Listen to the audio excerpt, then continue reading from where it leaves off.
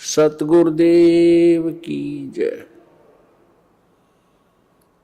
सर्वसंगत से प्रार्थना है, सत्संग प्रारंभ हो रहा है। कृपया सत्संग स्थल पर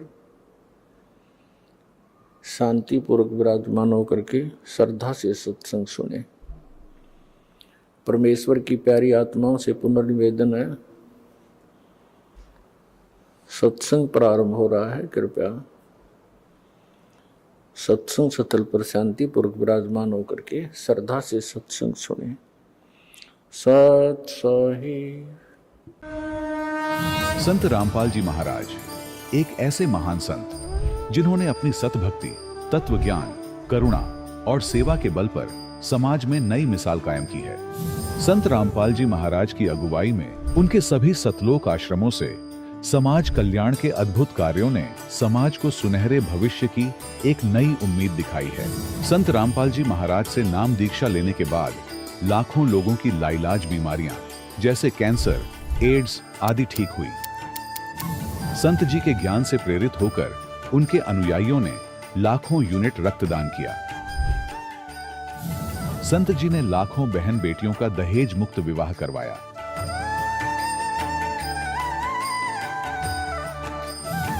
संत जी ने लाखों लोगों का नशा छुड़वाया, करोड़ों उजड़े परिवार बसे।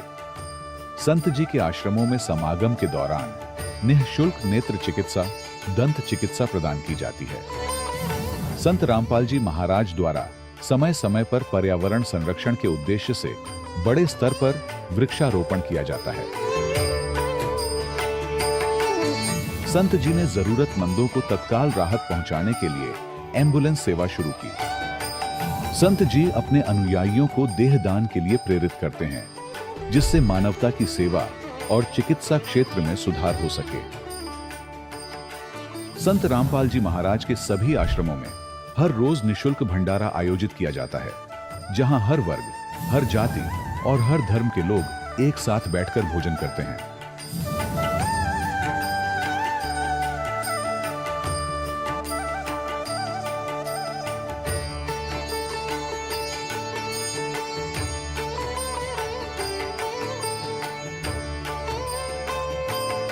संत रामपाल जी महाराज के आश्रम में हजारों बुजुर्गों को सम्मान और प्यार के साथ जीवन जीने का अवसर मिलता है।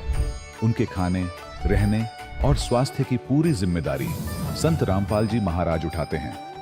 अनाथ बच्चों के लिए संत रामपाल जी महाराज के सभी आश्रम किसी वरदान से कम नहीं। यहाँ उन्हें शिक्षा, संस्कार और भविष्य के लिए बेहतर अवसर प्रदान किए जाते हैं। चाहे बाढ़ हो, भूकंप या महामारी, संत रामपाल जी महाराज और उनके अनुयायी हमेशा ही जरूरतमंदों के लिए सबसे आगे खड़े रहते हैं। कोविड महामारी के दौरान संत रामपाल जी महाराज के आश्रमों से करोड़ों लोगों के लिए भोजन, दवाइयां और जीवन रक्षक सामग्रियां उपलब्ध कराई गई। चाहे गरीब की मदद हो या किसी शोषित और पीड़ित वर्ग के हक और सम्मान की लड़ाई, संत रामपाल जी महाराज ने हमेशा ही उनकी दबी आवाज को सरकारों तक पहुंचाया है और उन्हें उचित न्याय दिलवाने में अहम भूमिका अदा की है।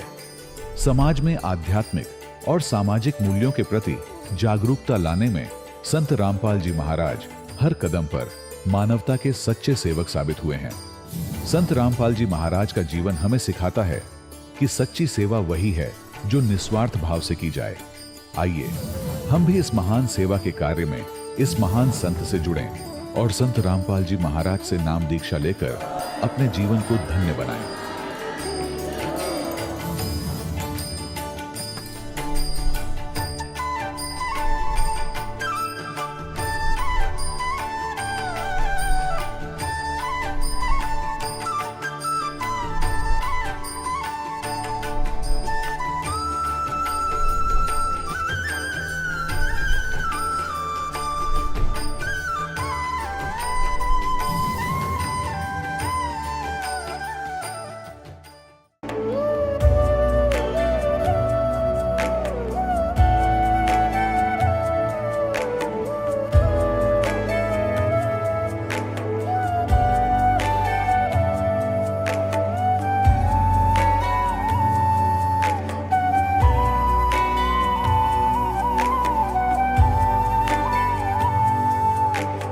जब लग गुरु मिले न साचा, तब लग गुरु करो 10 पांचा।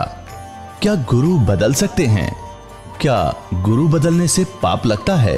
आध्यात्म के इस मैदान में आखिर सही गुरु कौन है?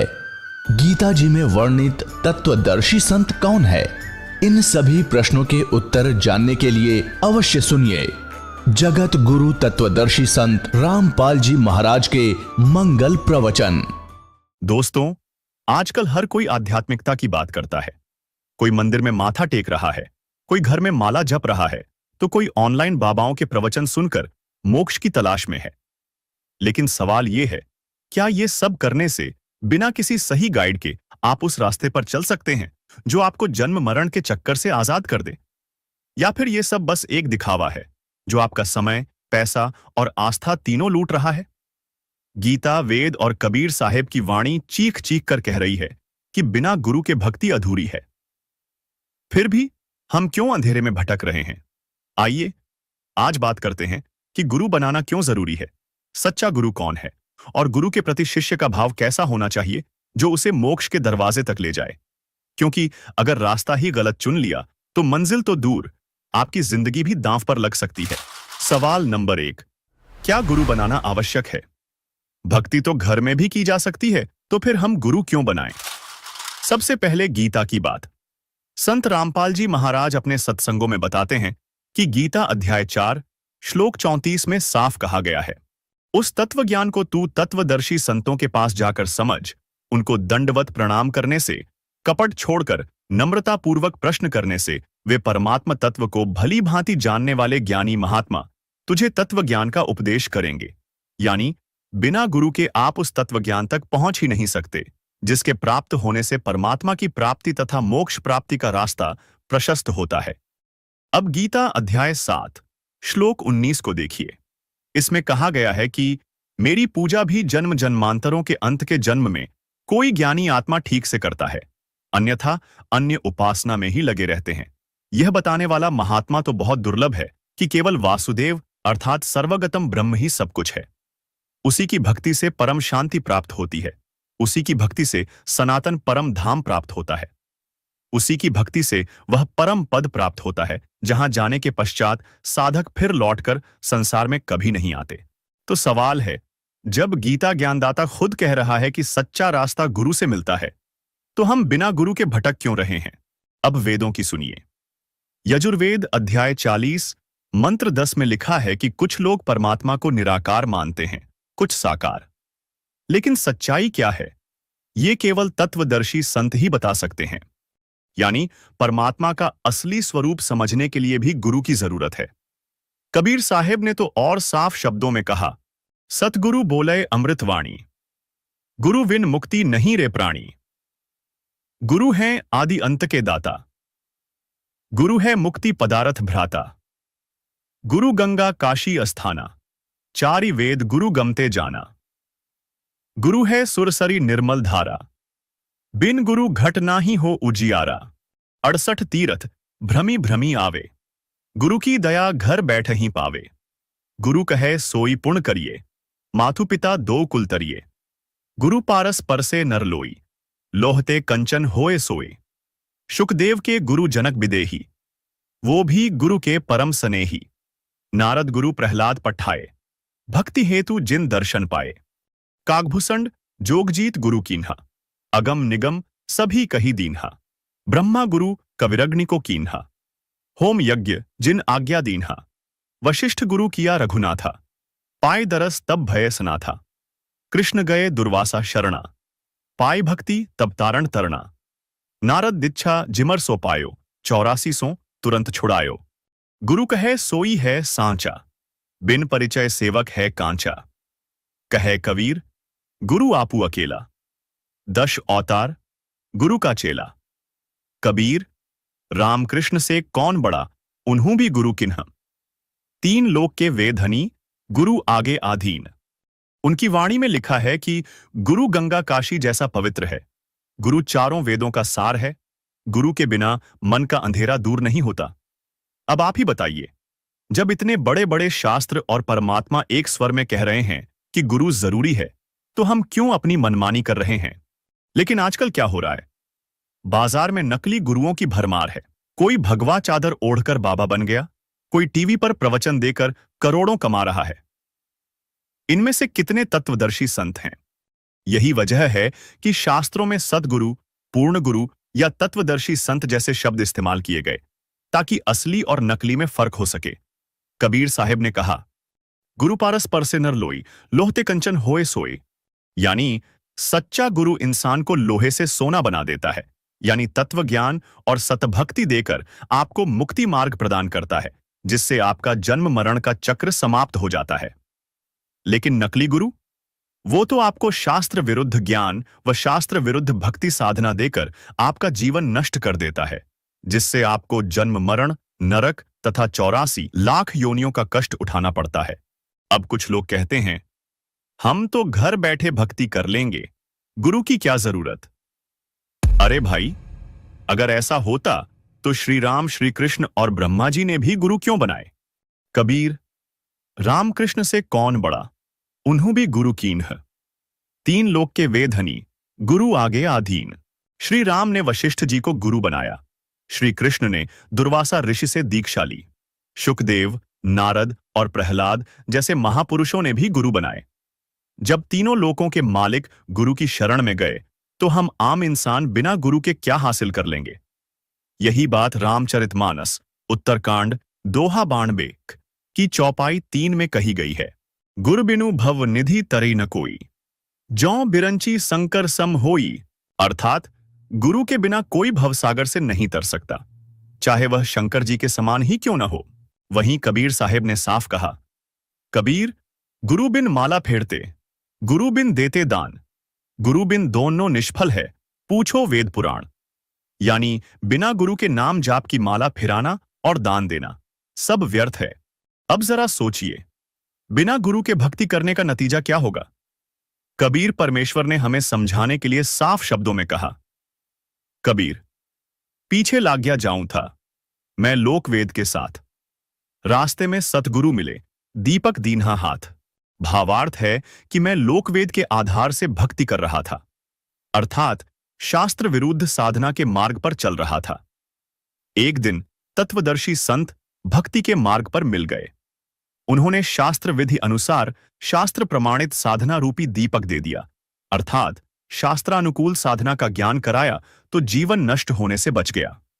इस वाणी में कबीर साहिब ने शास्त्रों के खिलाफ की जाने वाली भक्ति क्रियाओं को लोकवेद कहा, यानी वो भक्ति जो सुन सुनाकर देखा देखी चल रही है।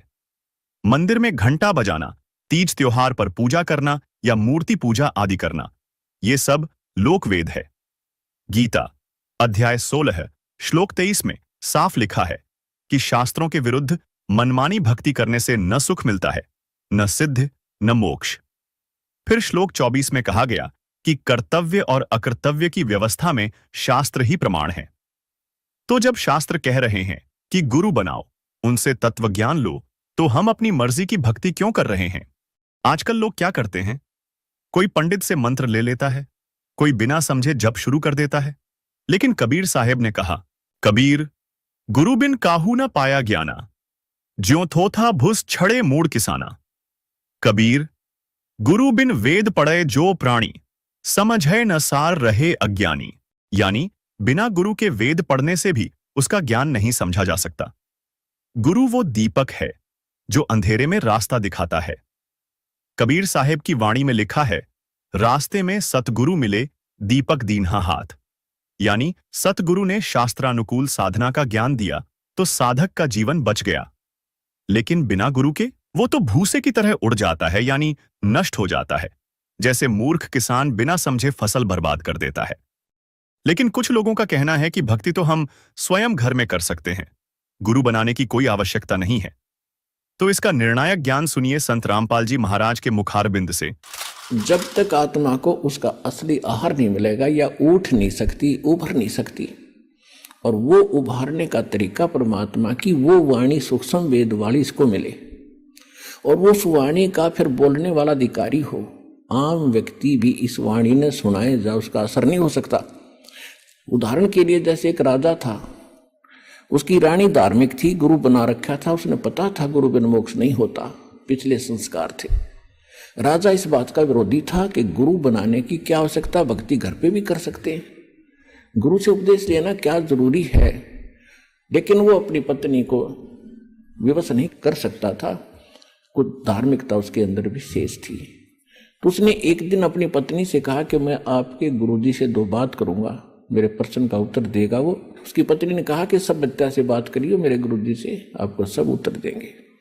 उसके साथ उनके आश्रम में चले गए अपनी पत्नी के साथ। अब राजा ने जाति प्रश्न किया कि महाराज, आप जो जनता को भ्रमित कर रहे हो कि गुरु नाम दे तभी बात बने, राम राम तक घर बैठ के भी कर ले, कोई कर ले, इसमें क्या क्या दिक्कत आती है? आप लोगों ने तो अपनी रोजी का जीविका बना रखी है दुनिया को भ्रमित करके। अपने आत्माओं परमात्मा जगह जगह आते रहते हैं, अपनी प्यारी आत्माओं को समझाते रहे हैं। कहीं भी जाकर वो किसी साधु संत के रूप में कुछ दिन रहते थे, फिर चले जाते थे। वहाँ जो पुण्य आत्मा होती थी वो आ जाती थी, उनसे आशीर्वाद से धर्म पुण्य करवा कर उनको चार्ज कर जाते थे। इस समय के लिए वो भक्ति को जीवित रखना चाहते थे। तो परमात्मा यानी उस संत जी ने कहा कि राजन, एक विस्तार के साथ आपको बताना पड़ेगा। अब 2 शब्दों में इसका उत्तर मैं दे नहीं सकता, और मुझे और भी बहुत भक्त बैठे, इनसे मिलना है। मैं कभी आपके घर आऊंगा तब इसका उत्तर दूंगा।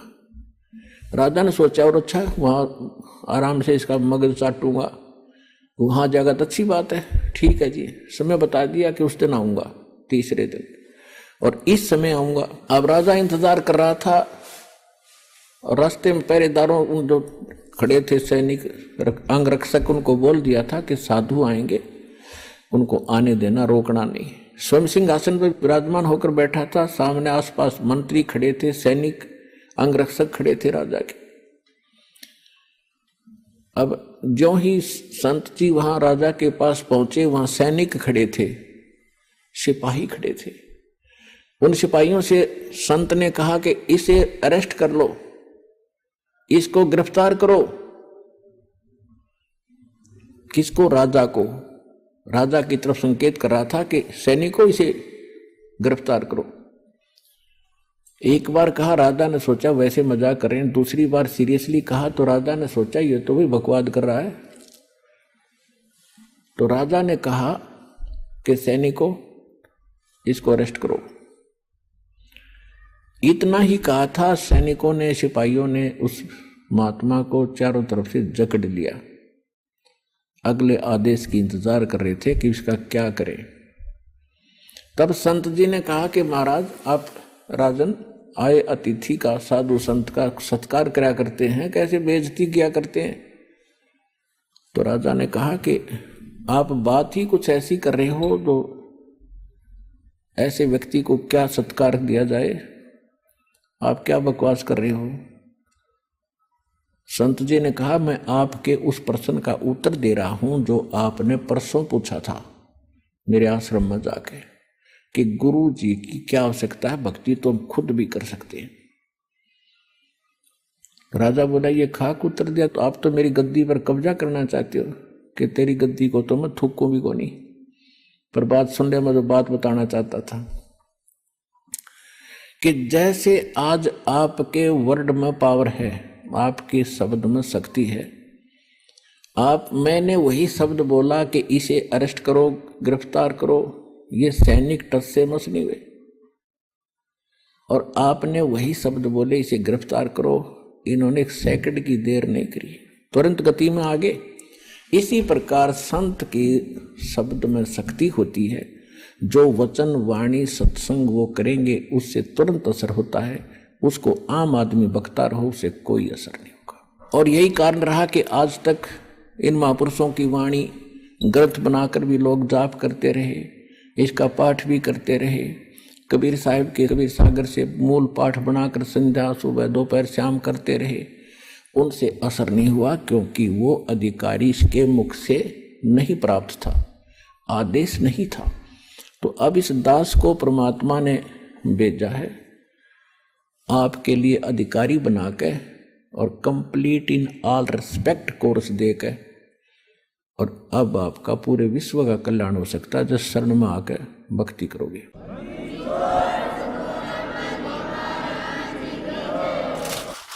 तो दर्शकों, बात साफ है, गुरु के बिना भक्ति अधूरी है।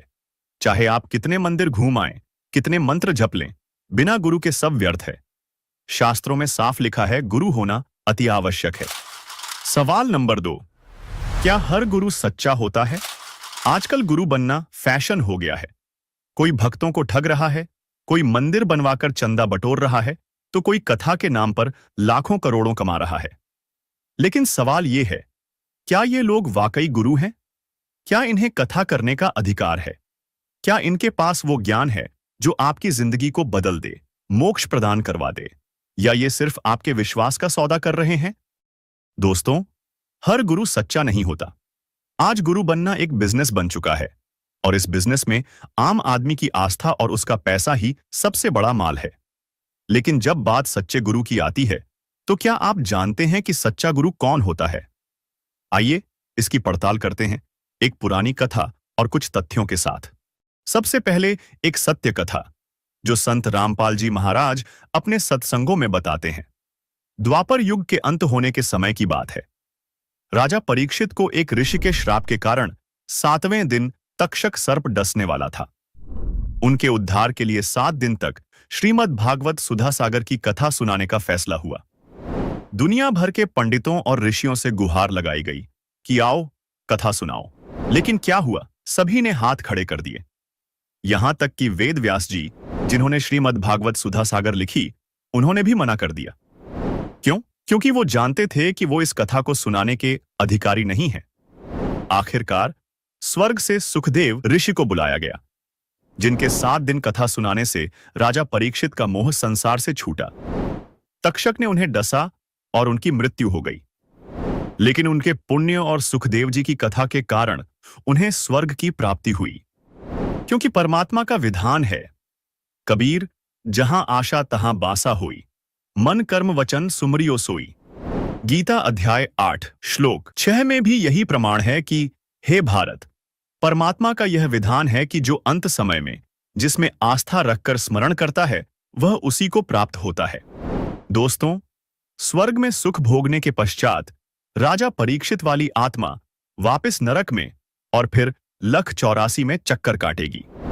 ये काल ब्रह्म के 21 ब्रह्मांड का हार्ड एंड फास्ट रूल है, अर्थात अटल नियम है।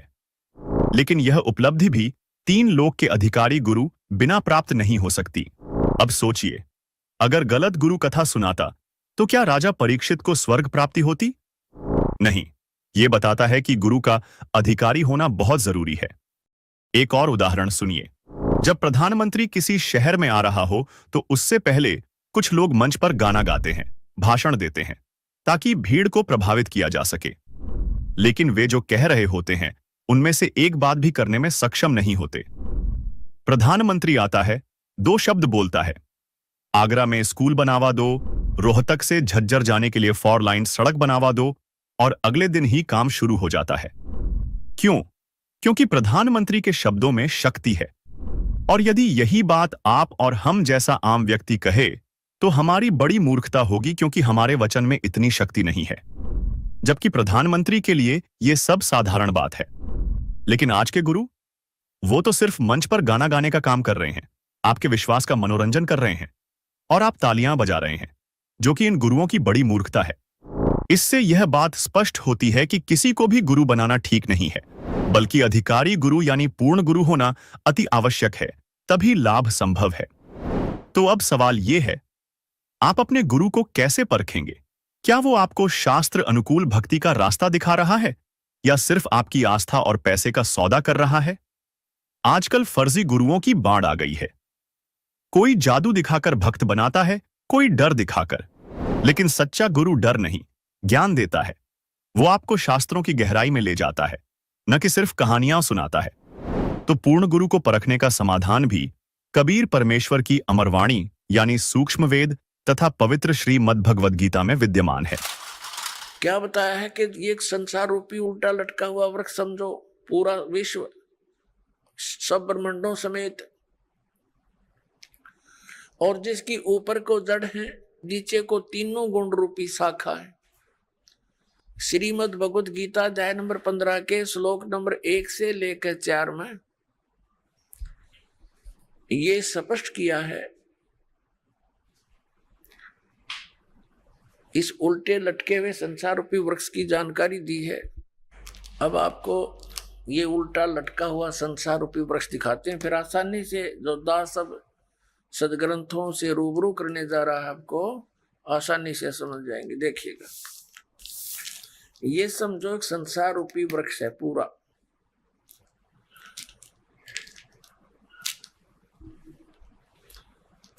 ऊर्ध्व मूलम अधः शाखम। देखिए श्रीमद् भगवत गीता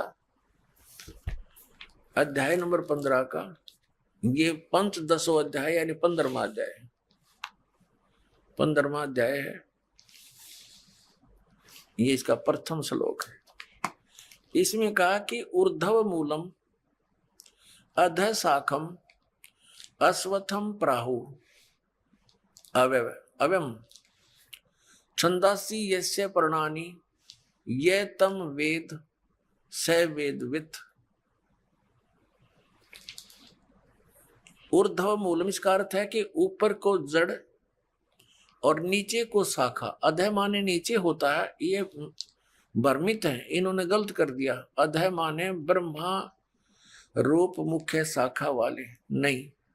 ये दूसरा अध्याय में 15वें अध्याय के दूसरे श्लोक में 2 बार अधः है, अधः अधः। इसका अनुवाद इन्होंने इसके अगले पृष्ठ पे किया है। अधः माने नीचे, अधः माने नीचे, अधः माने नीचे, ऊर्ध्व माने ऊपर, अधः माने नीचे, अधः माने नीचे। तो हम यहाँ इसको शुद्ध कर लेंगे, इन्होंने गड़बड़ कर दी थोड़ी सी, ये बेईमानी करके जान के समझ में ना आई। अब हम फिर 15वें अध्याय के प्रथम मंत्र में फिर आगे हैं। ऊर्ध्व मूलम ऊपर को जड़ और अधः शाखम नीचे को शाखा वाला, अश्वत्थम प्राहु अव्यम ये संसार रूपी पीपल का अविनाशी वृक्ष कहा है। छंदासी यस्य पर्णानि इसके जो पत्ते आदि जो हैं इसके छंद हैं, विभाग हैं, पार्ट हैं। ये तम वेद उन सभी भागों को जो जानता है, तम उन उस अज्ञान अंधकार में छपे हुए उन सब विभागों को जानता है। स वेदवित् वह वेद के तात्पर्य को जानने वाला है, अर्थात वो तत्वदर्शी संत है। ये देखिएगा, आदि पुरुष परमेश्वर रूप मूल वाले, ये भाव कहने का ये है कि ऊपर को जो जड़ है ये वाली, ये ऊपर को जो जड़ है ये तो समझो ऊर्ध्व मूलम तो है आदि पुरुष परमेश्वर यानी परम अक्षर ब्रह्म, ये तो है वो सच्चिदानंद घर ब्रह्म समझो ये जड़ें तो।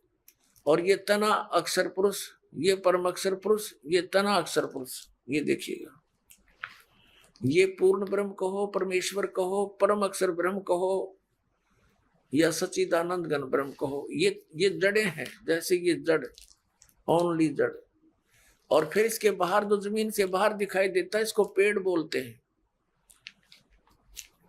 गीता ज्ञान दाता ने केवल इतना ही कहा कि ऊर्ध्व मूलम ऊपर को जड़ और नीचे को शाखा वाला, ये संसार रूपी पीपल का वृक्ष कहा है।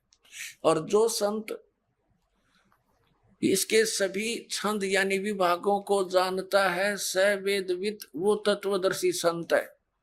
परमेश्वर कबीर जी ने 600 वर्ष पहले आकर कहा था, तत्वदर्शी संत की भूमिका बताई थी अपने सच्चिदानंद घन ब्रह्म की वाणी में अपने मुख कमल से बोलकर। वो ऐसी ही लीला करता है, वेद भी प्रमाण देते। 600 वर्ष पहले लगभग परमात्मा ने बताया था कि अक्षर पुरुष एक पेड़ है जो जमीन से बाहर दिखाई देता, उसको वृक्ष बोलते। अक्षर पुरुष एक वृक्ष है और सर पुरुष वा की डार जिसको निरंजन भी कहा है, ज्योति निरंजन। और तीनों देवा रजगुण ब्रह्मा सतगुण विष्णु तम गुण शिव जी, तीनों देवा शाखा हैं और पात रूप संसार। अब गीता ज्ञानदाता कहता है कि जो इस संसार रूपी वृक्ष के जो ऊपर को जड़ नीचे को शाखा वाला उल्टा लटका संसार रूपी वृक्ष है, जो इसके सभी छंद यानी सभी विभागों को बता देगा, वो तत्वदर्शी संत है, वो वेद के तात्पर्य को जानने वाला है। अब देखिएगा, परमात्मा ने 600 वर्ष पहले बता दिया था कि अक्षर पुरुष एक पेड़ है, ज्योति निरंजन यानी सर्वपुरुष वा की डार, और तीनों देवा शाखा है, ये पात रूप संसार। अब देखो, परमात्मा ने बताया, कबीर अक्षर पुरुष एक पेड़ है, निरंजन वा की डार, इसको सर्वपुरुष भी कहते हैं, ज्योति निरंजन को, और तीनों देवा रजगुण ब्रह्मा सतगुण विष्णु तमगुण शिव जी रूपी शाखा है, ये पात रूप संसार। ये देखिएगा, ये क्योंकि ये जमीन से ये प्रोक्ष है, पूर्ण परमात्मा तो गुप्त है। जमीन में जैसे जड़ प्रोक्ष होती है, जमीन में जैसे जड़ प्रोक्ष होती है। अब ये तना, ये अक्षर पुरुष है, अक्षर पुरुष एक पेड़ है, और सरपुरुष वह की डार, ये मोटी डार। सरपुरुष कहो, ज्योति निरंजन कहो, काल ब्रह्म कहो, और तीनों देवा रजगुण ब्रह्मा सतगुण विष्णु तमगुण शिव जी, ये शाखा है, और पात रूप संसार। तो सच्चिदानंद घन ब्रह्म की वाणी में ये कंप्लीट ज्ञान लिखा हुआ है। गीता जी के अध्याय नंबर 4 के श्लोक नंबर 32 का ये निष्कर्ष है कि उस सच्चिदानंद घन ब्रह्म की वाणी में सब साधना यानी धार्मिक अनुष्ठानों की जानकारी बहुत विस्तार के साथ और यथार्थता से दे रखी है। उससे पूछो, और तत्वदर्शी संत की पहचान बता दी कि वो तत्वदर्शी संत बताएंगे तो कैसा होगा, वो जो संसार रूपी वृक्ष के सभी विभागों को बता देगा। स वेदवित, वह वेद के तात्पर्य को जानने वाला है, अर्थात वो तत्वदर्शी संत है। देखना, अब हम पढ़ रहे हैं, इन्हीं की वाणी पढ़ेंगे। आदि पुरुष परमेश्वर मूल वाले अधय शाखम, नीचे को शाखा, ये गलत अनुवाद किया है, बेईमानी कर रखी है। और संसार रूपी पीपल के वृक्ष को अविनाशी कहते हैं, वेद जिसके पत्ते कहे गए, संतों का अर्थ वेद कर दिया। और उस संसार रूप वृक्ष को जो पुरुष मूल सहित जड़ से लेकर और पत्तों तक, ये समझो, मूल सहित तत्व से जानता है, स वेदवित, वह वेद के तात्पर्य को जानने वाला है। वो तत्वदर्शी संत है, वो वास्तव में ज्ञानी तत्वदर्शी संत। अब इसको थोड़ा सा और आगे पढ़ेंगे, जैसे इस पुस्तक में आगे देखिए, अध्याय नंबर 15 के श्लोक नंबर, अब एक हमने पढ़ लिया, दूसरा देखो। इसमें लिखा है कि उस संसार रूपी वृक्ष की तीनों गुण रूप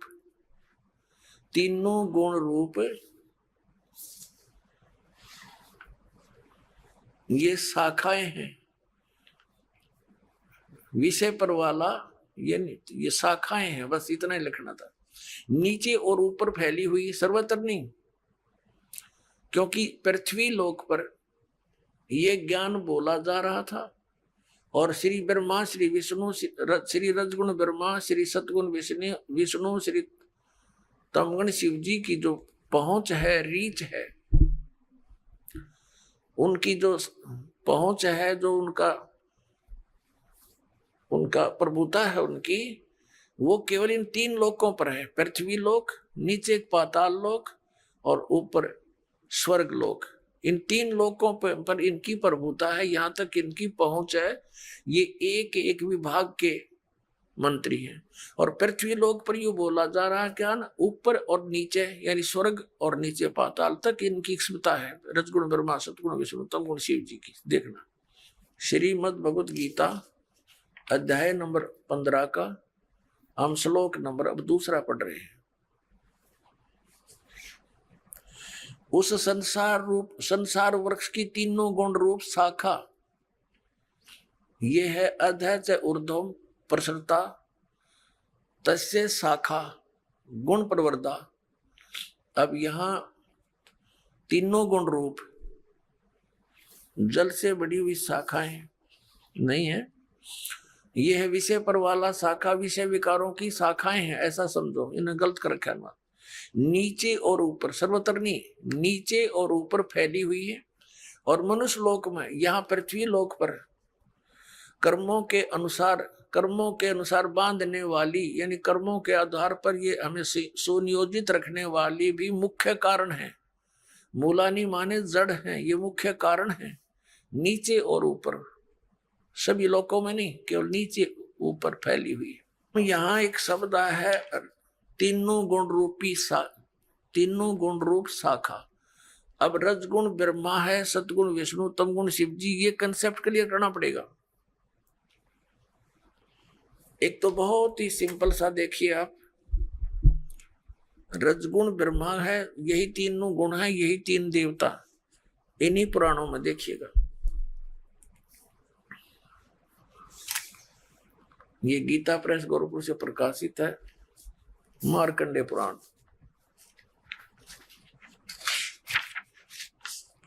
ये वही मार्कंडे पुराण है, सचित्र मोटा टाइप।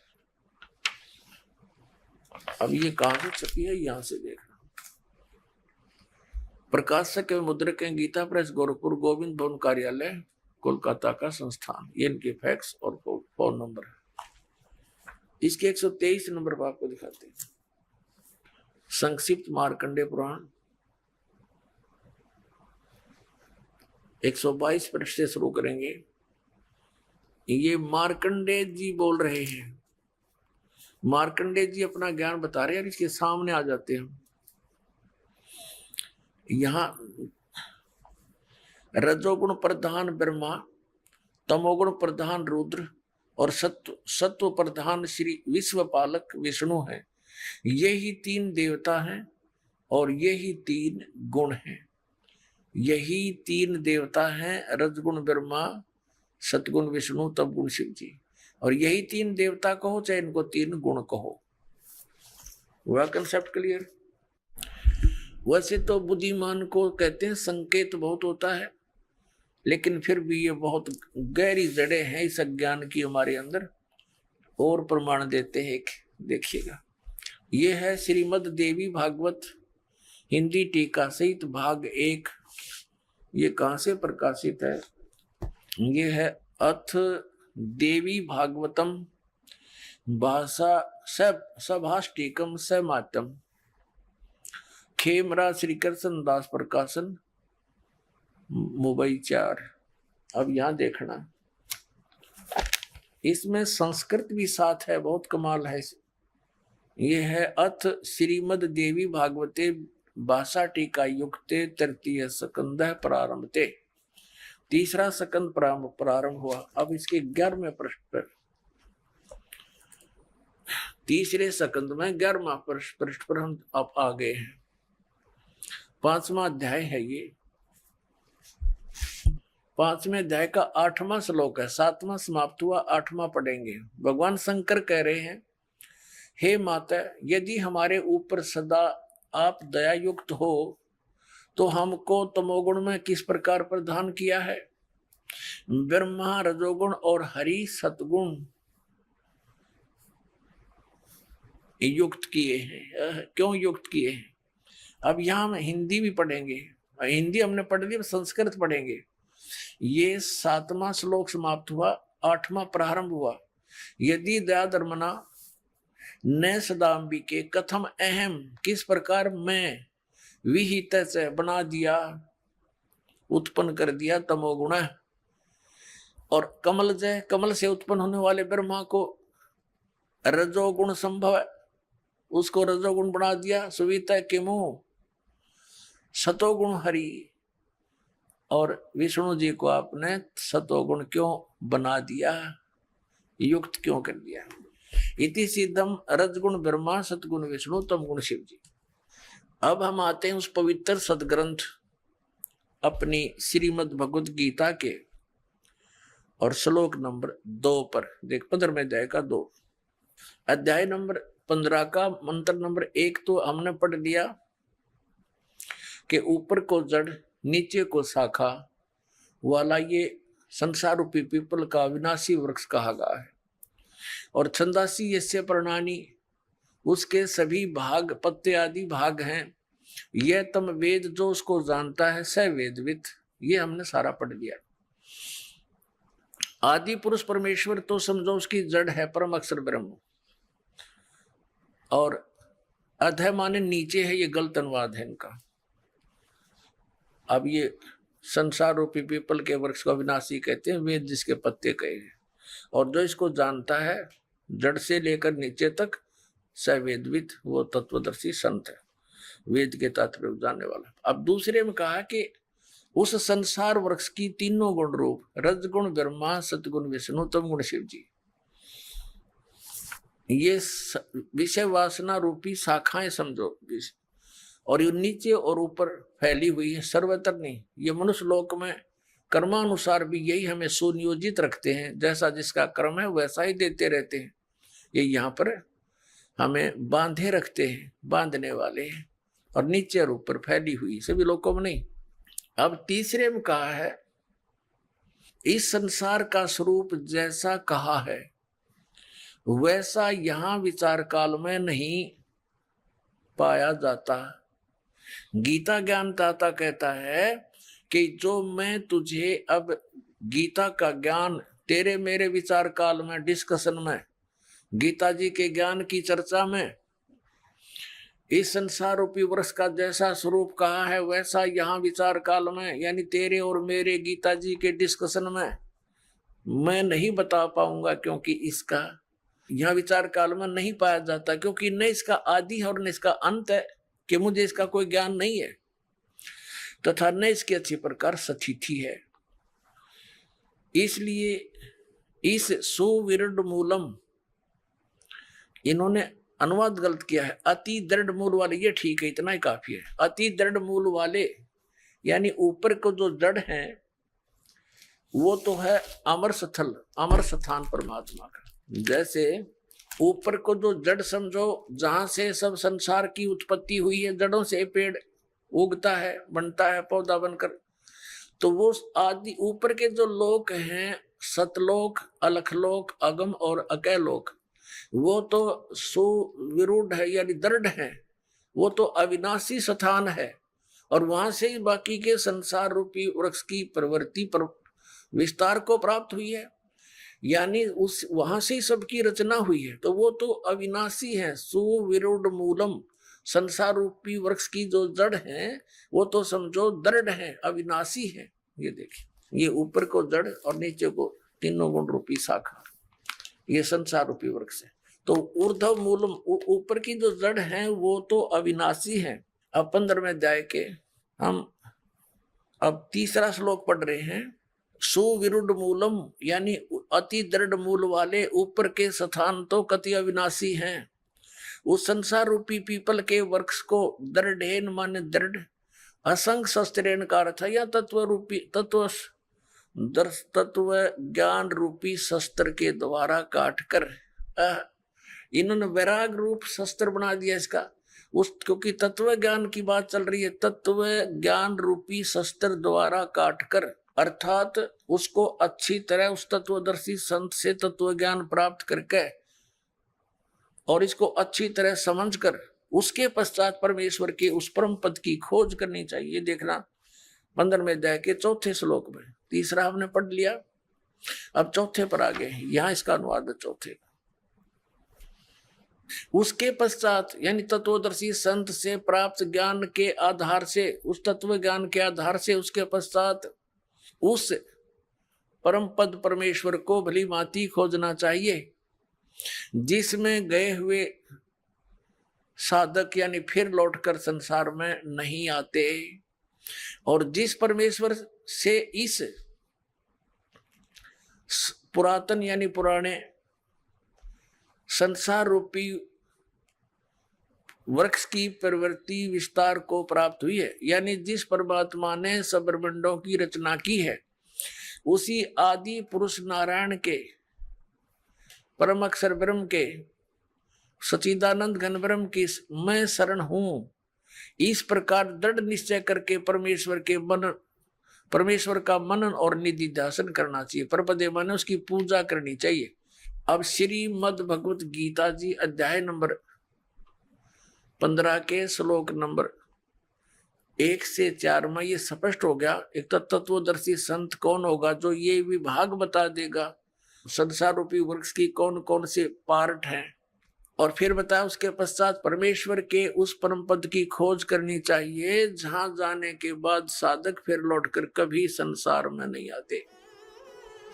उनका जन्म और मृत्यु का दीर्घ रोग नाश हो जाता है।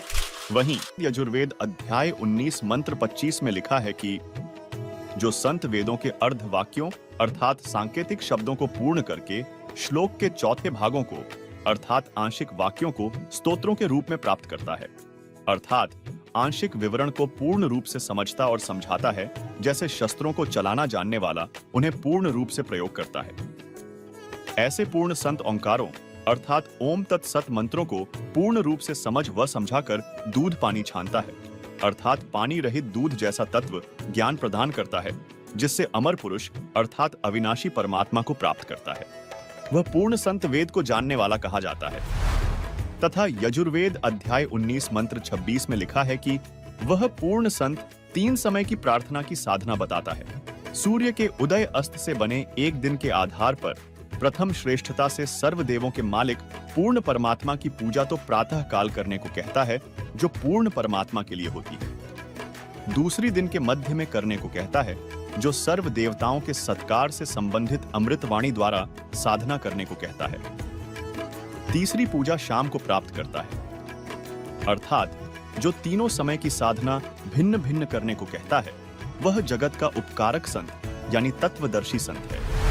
दर्शकों, वर्तमान में वह तत्वदर्शी संत कोई और नहीं बल्कि संत रामपाल जी महाराज जी हैं, जिन पर यजुर्वेद और गीता में बताए गए लक्षण खरे उतरते हैं। गुरु के लक्षण बताते हुए कबीर परमेश्वर ने कबीर सागर के बोध सागर खंड अध्याय जीव धर्म बोध के पृष्ठ 1960 में कहा है कि गुरु के लक्षण 4 बखाना। प्रथम वेद शास्त्र का ज्ञाता, दूजे हरि भक्ति मन कर्म बाणी, तीसरे समदृष्टि कर जानी, चौथे वेद विधि सब कर्मा, यह 4 गुरु गुण जानो मर्मा। अर्थात पूर्ण गुरु वह है जो वेदों तथा अन्य सभी ग्रंथों का पूर्ण ज्ञाता हो। वह वेदों के अनुसार परमात्मा की भक्ति मन कर्म वचन से स्वयं करता है और करवाता है तथा उसकी करनी और कथनी में कोई अंतर नहीं होता। वह सर्व अनुयायियों को समान दृष्टि से देखता है, ऊंच नीच का भेद नहीं करता। इसके अलावा पूर्ण गुरु की एक अन्य लक्षण बताते हुए संत गरीबदास जी ने कहा है, गरीब सतगुरु के लक्षण कहूँ मुद्रे बन विनोद, 4 वेद सच शास्त्र कहे 18 बोध। अर्थात जो सच्चा गुरु अर्थात सदगुरु होगा वह ऐसा ज्ञान बताता है कि उसके वचन आत्मा को आनंदित कर देते हैं, बहुत मधुर लगते हैं, क्योंकि वे सत्य पर आधारित होते हैं। कारण है कि सदगुरु चारों वेदों तथा सर्व शास्त्रों का ज्ञान विस्तार से कहता है। जैसे 4 वेद एक बोध हैं, 18 पुराण भी एक बोध हैं। इस प्रकार कुल 18 बोध हैं। उनको जानने वाला शास्त्रों के आधार से भक्ति विधि तथा ज्ञान बताता है, वह सतगुरु होता है। और गीता अध्याय 15 श्लोक 1 में वर्णित उलटे लटके हुए वृक्ष का भेद वर्तमान समय में सतगुरु संत रामपाल जी महाराज द्वारा दिया जा रहा है, जिन्होंने अपने सत्संगों में बताया है। कबीर अक्षर पुरुष एक पेड़ है, क्षर पुरुष वाकी डाल, तीनों देवा शाखा हैं, पात रूप संसार, हम ही अलख अल्लाह हैं, कुतब गौस अरू पीर, गरीबदास खालिक धनी, हमरा नाम कबीर। अर्थात कबीर जी ने कहा है कि इस संसार रूपी वृक्ष की मूल यानी जड़ रूप करतार मैं हूं। गीता अध्याय 15 श्लोक 17, गीता अध्याय 8 श्लोक 9 में जो उत्तम पुरुष परमात्मा कहाँ है, जो तीनों लोकों में प्रवेश करके सबका धारण पोषण करने वाला अविनाशी परमेश्वर कहाँ है, वह मैं कबीर हूं। दर्शकों, जैसे पेड़ की परवरिश मूल यानी जड़ से होती है, इसी प्रकार परम अक्षर ब्रह्म कबीर जी से असंख्य ब्रह्मांडों की परवरिश होती है। क्योंकि संत रामपाल जी महाराज ने अथर्व वेद कांड 4 अनुवाक 1 मंत्र 7, यजुर्वेद अध्याय 40 मंत्र 8 तथा ऋग्वेद मंडल 1 सूक्त 1 मंत्र 5 सहित अन्य वेद मंत्रों से आंखों देखे गवाहों की वाणियों से स्पष्ट किया है कि सर्व सृष्टि के रचनहार कबीर जी हैं। उन्हीं गवाहों में से एक संत गरीबदास जी ने कहा है, गरीब अनंत कोटि ब्रह्मांड का एक रति नहीं भार, सतगुरु पुरुष कबीर हैं कुल के सिरजनहार। गरीब परमेश्वर एक कबीर है, दूजा नहीं आधार, दास गरीब सकल सृष्टि का यों ही सिरजनहार। गरीब मात पिता जाके नहीं, नहीं जन्म प्रमाण। यह पूर्ण ब्रह्म कबीर है, करता हूं समान। तो दर्शकों, अगली बार जब कोई बाबा आपको चमत्कार का लालच दे तो रुकिए। शास्त्रों में बताई गई पूर्ण गुरु के लक्षणों की तराजू में उसे तौलिए। क्या यह वाकई पूरा गुरु है या सिर्फ एक बिजनेसमैन? क्योंकि आपकी आस्था, आपका मानव जीवन अनमोल है। इसे किसी ठग को बेचने की गलती मत कीजिए, बल्कि तत्वदर्शी संत सतगुरु रामपाल जी महाराज की शरण ग्रहण करिए, क्योंकि आज वे ही शास्त्रों में बताई गई पूर्ण गुरु के लक्षणों की तराजू में खरे उतरते हैं। दोस्तों, अब तक हमने गुरु और पूर्ण गुरु के बारे में तो जान लिया, लेकिन क्या गुरु के पूर्ण होने मात्र से बात बन जाएगी? ऐसा नहीं है दोस्तों। यदि गुरु को पूरा होना चाहिए तो शिष्य को गुरु के प्रति पूर्ण समर्पित होना चाहिए। तो इसी से जुड़ा एक सवाल और खड़ा होता है कि सवाल नंबर 3, गुरु के प्रति शिष्य का भाव कैसा होना चाहिए जो उसे मुक्ति तक ले जाता है? दोस्तों, आजकल हर कोई आध्यात्मिकता की बात करता है और अध्यात्म से जुड़े लोग मोक्ष की बात करते हैं। संत रामपाल जी महाराज कहते हैं कि बिना सच्चे गुरु के मोक्ष का रास्ता ढूंढना ऐसा है जैसे बिना नक्शे के जंगल में भटकना। गुरु वो दीपक हैं जो अंधेरे में रास्ता दिखाते हैं, लेकिन अगर शिष्य का भाव ही ठीक ना हो तो यह दीपक कितना भी तेज जलता हो, रास्ता दिखाई नहीं देगा। तो आइए बात करते हैं कि संत रामपाल जी महाराज के ज्ञान के आधार पर शिष्य का गुरु के प्रति भाव कैसा होना चाहिए जो उसे मोक्ष तक ले जाए। सुनिए। अब परमेश्वर कबीर जी की वाणी है कि कह कबीर सुनो भाई साधो, ये शब्द गुरु चित चेला रे। अब जैसे गुरु और चेले का कितना प्यार, कितना एक घनिष्ठ संबंध होना चाहिए। कह कबीर तुम चरण चित राखो, जो सुई में डोरा रे। कितना बेस्ट उदाहरण दिया, एग्जाम्पल दिया भगवान ने कि गुरु और शिष्य का इतना लगाव, इतना अपनापन होना चाहिए जैसे सुई में धागा डाल दे, वो लटकता है, सुई के साथ ही लटकता रहेगा और नीचे मार देगा, ठो लकड़े को नहीं क्यों करेगी। तो ऐसे अपना लगाओ अपने सच्चे गुरु में इत लगा लो। तो ये हुआ गुरु शिष्य का प्रेम, गुरु शिष्य का जो ना आपस में संबंध। जब हम यहाँ से जाएंगे तो आपकी यहाँ से मृत्यु होगी तो आपको गुरुजी ही इतना लगाव होना चाहिए गुरुदेव में कि हमने जो कुछ नहीं चाहिए, परमात्मा गुरुजी आज्ञा पाओ मेरे। तो वो फिर ऐसे आप सीधे वहीं पहुंच जाओगे जहाँ आशा था वासा हुई। तो अब जैसे गुरु और शिष्य का ऐसे लगाव होना चाहिए जो सुई में डोरा रे। तो ऐसे कहा कि फिर शब्द गुरु चित चेला रे। जो मंत्र गुरु जी ने आपको दे दिया वो तो तेरा शब्द, और इस मन, इस चित्त ने, इस मन ने उस शब्द जो मंत्र दे रखा उसका चेला बना दे। इस मन को उस मंत्र का, इस सुरत शब्द समावे।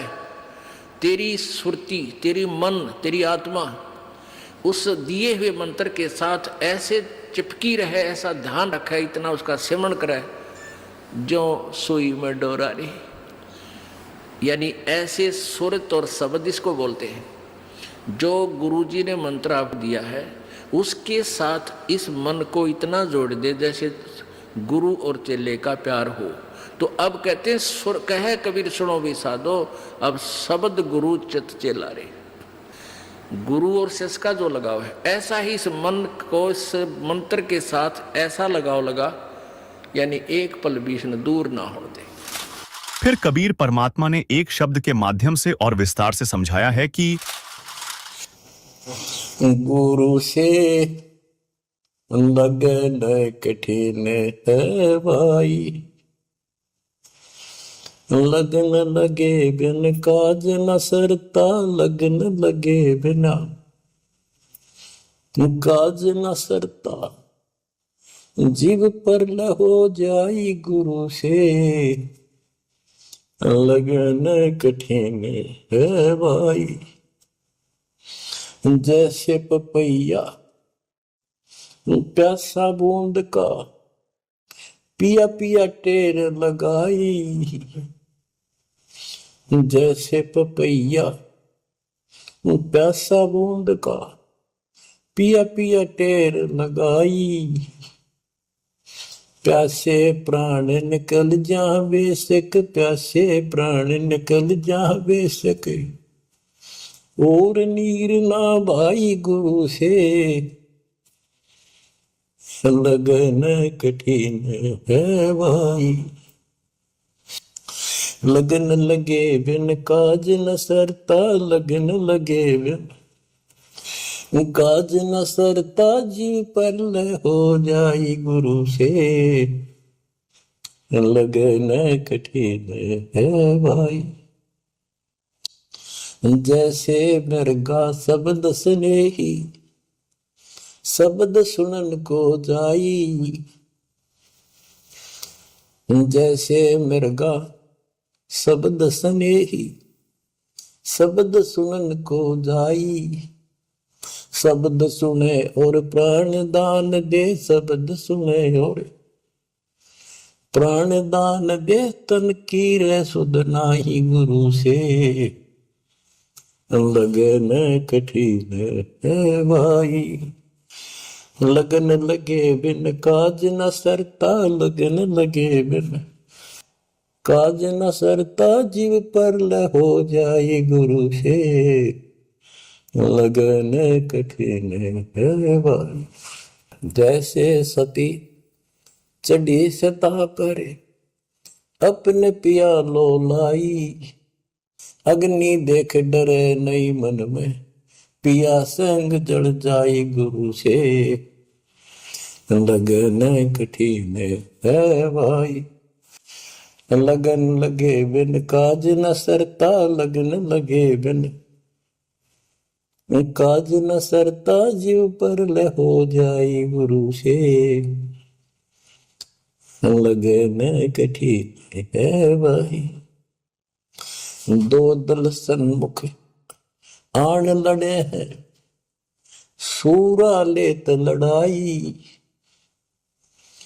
दो दल सम्मुख जब आन लड़े हैं, सूरवीर सूरा लेत लड़ाई, टूक टूक हो गिर धरती पे, टूक टूक हो गिर धरती पे, मैदान छोड़ ना जाई गुरु से लगन कठिन है भाई। लगन लगे बिन काज न सरता, लगन लगे बिन काज न सरता, जीव परलय हो जाई गुरु से लगन कठिन है भाई।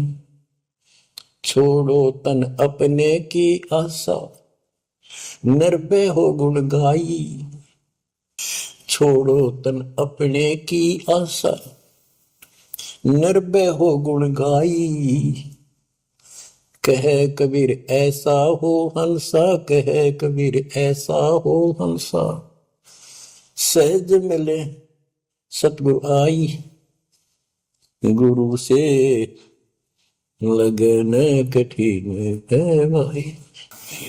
बच्चों, इतने अजब गजब के प्रमाण दिए हैं और इतनी लगन आपकी लगनी चाहिए।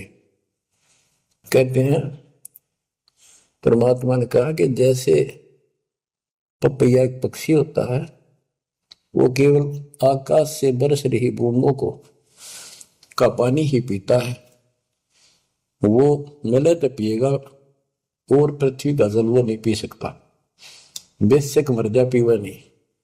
इसी प्रकार अपने कबीर भगवान के अतिरिक्त, अपने गुरु के अतिरिक्त सोपन में भी किसी की इच्छा ना हो, वो लगन लागी सतगुरु में। फिर कहते हैं जैसे मृग इसके अंदर एक कान विषय प्रबल होता है, शब्द सुनने का अपने आप शिकारी के पास चला जाता है, वैसे मारो चाहे जीव पर पीछे नहीं हटता। तो इसी प्रकार कहते दो दल सम्मुख आन लड़े, सूरवीर रेत लड़ाई, यानी आप समझ लड़ाई होती है, मैदान में खड़े हो जाते हैं सैनिक, सूरवीर टुकड़े टुकड़े होकर मर जाएगा, पर मैदान छोड़कर नहीं जाएगा। किसी प्रकार ये रण का मैदान हमारा भी, हमारी लड़ाई अज्ञान और ज्ञान की है, काल शैतान और दयाल की है कि अपने सतगुरु और गुरु के अतिरिक्त किसी से भी स्वप्न में भी कोई लाभ नहीं चाहोगे। दुखी हो चाहे सुखी हो, चाहे लाभ धनी हो चाहे निर्धन हो, कुछ भी देवता दिखे पर होने दो एक बार उसको। तो इसी प्रकार इसको पतिव्रता पद कहा है। जब हम परमात्मा के प्रति इतने समर्पित हो जाएंगे, स्वप्न में भी आन देव नहीं आएगा, उसके बाद आपकी बांह परमात्मा पकड़ेगा, और जब वो बांह पकड़ लेगा फिर देखना आप हैरान होते चले जाओगे, हे परमात्मा ऐसी कृपा कैसे हुई हमने तुम यहाँ पर। तो जैसे गरीबदास जी बताया कि गरीब पतिव्रता जमीन पर जो जो धर है पाओ, समर्थ झाड़ू देता है, ना काटा लग जा। कहते परमात्मा, कबीर गरीबदास जी बताते हैं, दो दिन मेरी शरण है ताका हूं मैं दास। गेल गेल ला गया फिर गबलन धरती आकाश, दास गुलाम नौकर हूं मैं उसका। अब जैसे माँ बाप बच्चों के नौकर होते हैं, नवावे धुआवे कपड़े परावे हर तरह से ध्यान रखें उनका, तो ये नौकरी का नौकर ही है ये। और इतना प्रेम भी होता है बच्चों में। तो इसी प्रकार जब हम इसकी शरण में आ जाएंगे तब ये दाता हमारे को इतना ही प्यार देगा।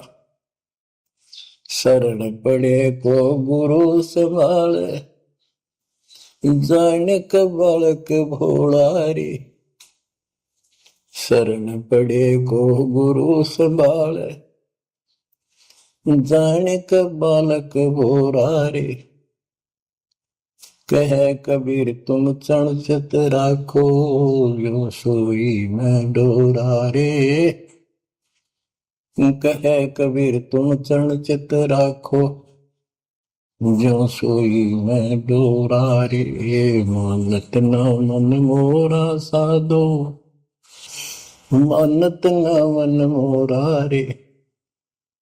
बार बार मैं ये समझाऊं, जग में जीवन थोड़ा रे।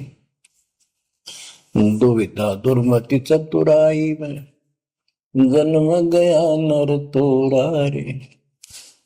अब भी आन मिलो सतगुरु से, करो गुरु ज्ञान पे गोरा रे।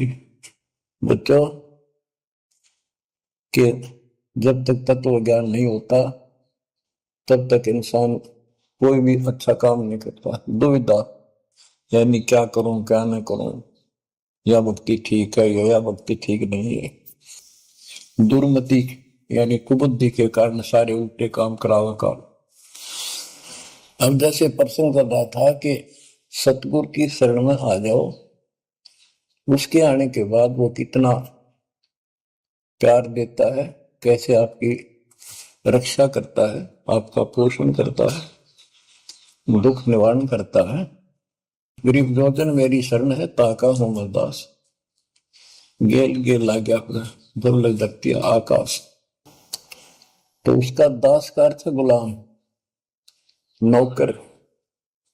पतिव्रता जमीन पर जो जो धर है पाओ, समर्थ झाड़ू देते हैं ना काटा लगता है।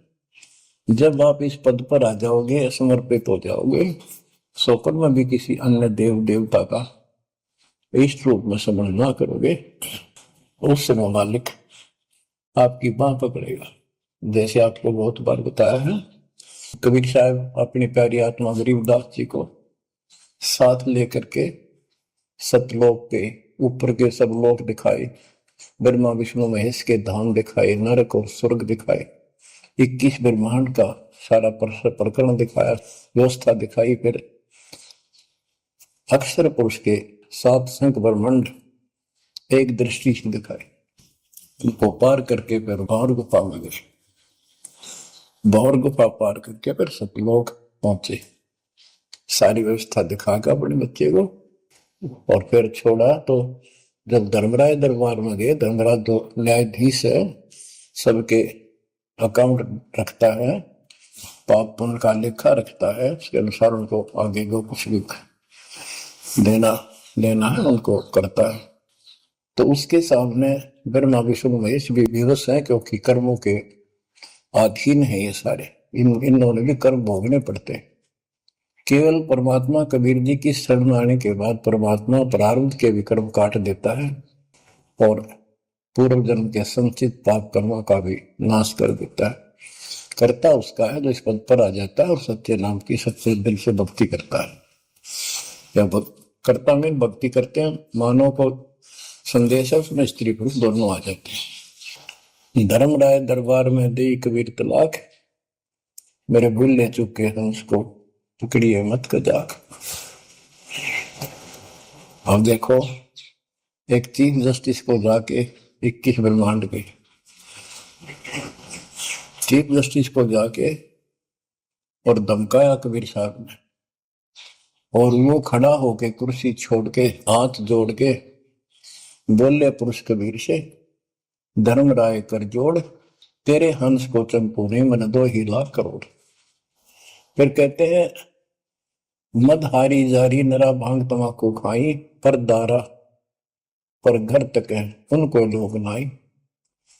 धर्मराय विनती करे, सुनियो पुरुष कबीर, उनको तो मैं पकड़ूंगा और जड़ हूं तो वजीर। क्योंकि वो कर्मों से रत है, मुख से कहें कबीर, उनको निश्चय पकड़ूंगा, जड़ हो तो वजीर। यानी जिनके पिछले संस्कार जमा है, पाप है, प्रारंभ में है, आज वैसे वो आपका नाम लेते हैं, उनको मैंने दंड देना पड़ेगा, क्योंकि मेरे अकाउंट में है, वो पूरा कराऊंगा, वो मेरे बस से बाहर है। कबीर साहब बोले, कबीर साहब ने गरीबदास जी बताते, मेरे वाला अकाउंट उठाया, देश वाला अकाउंट उठाया और वहीं पाड़ दिया। बोले, करम भरम ब्रह्मंड के मैं पल में कर हूं नेस, जिन हमारी 2 ही दी सो करो हमारे पे। उसके बाद गरीबदास ने नीचे आके जो बातें बताई, वो एक अमर ग्रंथ रूप में लिपिबद्ध हुई। यम किंकर कर जोड़ चले तिस देख रे, धर्म राय के अंक मिटावे लेख रे, जीव दूनी नहीं गा बाठा डे गही, दर्ग मंज हजूर पकड़ छेकी बही, सोन मंडल सतलोक अगमपुर धाम है, धनबंदी छोड़ कबीर तुम्हारा नाम है। देवदास जी बताते हैं कि यम के दूत जो यहाँ के लाट साहब को भी घसीट कर ले जाते हैं तो सत भक्ति नहीं करता। यम किंकर कर जोड़ चले तिस देख रे, कबीर साहब को देखते ही यम के दूत हाथ जोड़ कर उनको और दूर चले जाते हैं। इतने भयंकर विकराल शरीरों वाले। और मेरे सामने धर्मराज के दरबार के सारे वो वही पाड़ दी, वही यानी वो पैड जहां अकाउंट लिखा गया था। फिर कहते, जीव यूनी नीजा मां ठाडा गही, ठाडा मीन समर्थन, ये हमारी हरियाणवी भाषा का शब्द है ठाडा, जो ताकतवर होता है। जो कई कहते हैं भाई इस पहलवान के साथ कुश्ती कर ले, तो दूसरा कहता है कि मेरे से ठाडा है, सक्षम है, मैं नहीं लड़ सकता। और दरगाह मंज हजूर पकड़ छेकी बही, छेकी मैंने पाड़ दी, वही पैड जिसमें मेरा अकाउंट लिखा था, और उस मालिक का सतलोक स्थान है, उसका नाम बंदी छोड़ कबीर नाम है। आपको उदाहरण दिया था, कई बार देता हूँ। बहन के यहाँ बारिश होगी ज्यादा, किसान थे, भाई भी और बहन भी। बहन जहाँ ब्याह रखी थी, विवाह रख रखा था, वहां जमीन अच्छी थी, उसमें बारिश पर निर्भर होती थी खेती। आज से 50 साल पहले ये व्यवस्था सारे थी। बहुत ही कम स्थानों पर नहर का पानी सिंचाई के लिए होता था। पता चला कि बहन के यहाँ बारिश होगी, भाई अपने बैल लेकर अपना हल लेकर के बहन की मदद कराने चला गया। वो दूसरे खेत में भेज दिया कि तू वहां जा, और उसका जीजा दूसरे खेत में खेत बांटने चला गया। उसको दूसरे खेत में भेज दिया। खेतों से वो परिचित था, आता जाता रहता था। वहां दिन में सारा दिन काम किया। दोपहर को बैलों को पानी पिलाने के लिए गया तो एक जोड़ी थी तालाब था उस खेत के आसपास। उस तलैया में बैलों को जल पिला के आया तो एक मंडी थी, वहां पर मंडी जहाँ छोटा सा चबूतरा बना के 1-2 फुट की एक बना देते हैं, उसको मंडी बोलते हैं। उसमें 5 किलो गुड़ की बेली रखी थी। पहले इकट्ठा 5 किलो की बेली बनाया करते थे स्पेशल इन पीरों के लिए, देवताओं के चढ़ाने के लिए अलग से शुरू से निकाला जाता था। बाकी छोटी छोटी पेड़ी बनाते थे। उसके भाई ने, उस भक्त ने वो सारा गुड़ उठा लिया, ले आया, खुद फोड़ पाट कर कुछ खाया, आप खाया, बाकी बैलों को खिला दिया। अपना काम करके शाम में घर आ गया, सो गया। स्वप्न में एक 4.5 फुट का आदमी और टोपी पहरे हुए जैसे मुसलमान पीर होता है ऐसा आया ने बोला, तेने मेरा गुड़ खा लिया, तेरी हिम्मत कैसे बढ़ गई? कहने लगा, तू ठाडे की शरण में है, ठाडे की शरण में है तो बच गया, तुझे मारो तेरे बैला न मारो, आज के बाद उधर मत आ जाना। न्यू कहकर चला गया। दरसा उसने भी लग गया कि वो के बुलाएगी, लेकिन हिम्मत होगी कि जो भगवान जिसकी शरण में मैं हूं, पल्ली छोड़ की शरण में, जो पार मान गया और हौसला बुलंद हुआ। सुबह उसने अपनी बहन से पूछा, बहन ऐसे ऐसे वहां एक गुड़ रखा था मंडी के ऊपर, मैं बैल पानी पान गया था, बैलों को मैं उठा लिया, मैंने खा लिया, कुछ बैलों को खिला दिया, और कुत्ते खाओ फायदा क्या था। अरे कैसा कहा पीर सा था, ऐसे ऐसे बोला मेरे कि तुझे मारो तेरे बैलों को मारता, बच गया तू ठंडे की शरण में है। यह बात सुनकर बहन रोने लगी। बोली, ये तेरे क्यों के करा, तू बच कैसे गया? वो तो किसी ने छोड़ता है कोई नहीं, जब उसकी कोई आइटम उठा ले से उसने मारे पशुओं में नुकसान कर देता, कति में टक्कर मारते हैं वो पशु राम राम का मरते हैं। अपने पति से बोली, तनु किधर क्यों भेजा मेरा भाई? खूब उसको ऊपर 6 बारी गुस्सा हुई। तो वो बोला, भाई आए तेरा भी यकीन नहीं हो रहा, वो तेरा शेर हाथ जोड़ के गया, तू कहाँ भटक रही है नादान, आजा अपने भगवान की शरण। इसलिए कबीर साहब ने कहा है, गुरु गोविंद कर जानियो और चलियो आज्ञा माँ, मिले तो दंडवत बंदगी, नहीं तो पल पल ध्यान लगा। जब भी आपको मिले दंडवत प्रणाम करें और गुरु जी को परमात्मा मानना। वो खुद तो भगवान थे ही, लेकिन अब अपने दास को भेजा है परमात्मा ने, तो इसलिए कि आपका जो भाव है वो बना रहेगा। जैसे गणित के अंदर एक प्रश्न आता था ब्याज का, ऋण का, तो उसमें मूलधन ज्ञात करना होता था। मूलधन तो होता था वो करोड़ों और अरबों रुपए का। उस करोड़ों और अरबों रुपए के मूलधन को प्राप्त करने के लिए मानना पड़ता है, मान लीजिए मूलधन 100 रुपये। वो 100 रुपये मूलधन नहीं है, लेकिन वो सपोज करना पड़ेगा उस प्रॉब्लम को सोल्व करने के लिए। तो ये समझ लेना पुण्यात्माओं, परमात्मा की वाणी है कि गुरु गोविंद कर जानियो और रहियो आज्ञा माही, मिले तो दंडवत बंदगी, नहीं पल पल ध्यान लगाए। अब जैसे आप यहाँ से जाओगे शरीर छोड़ के, ये तो छूटेगा, आपको मालूम है सबको। हम चाहते तो नहीं है कभी मृत्यु हो, लेकिन या तो होगी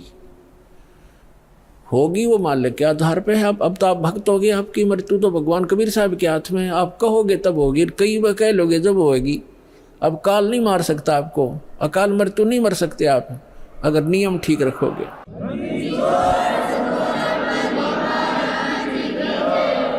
तो ये तो हमने यहाँ से जाना पड़ेगा। जब आप यहाँ शरीर छोड़कर जाओगे तो ऊपर जाकर के जहाँ भी आप देखोगे ये दास के रूप में वो कबीर परमेश्वर आपको खड़े दिखाई देंगे।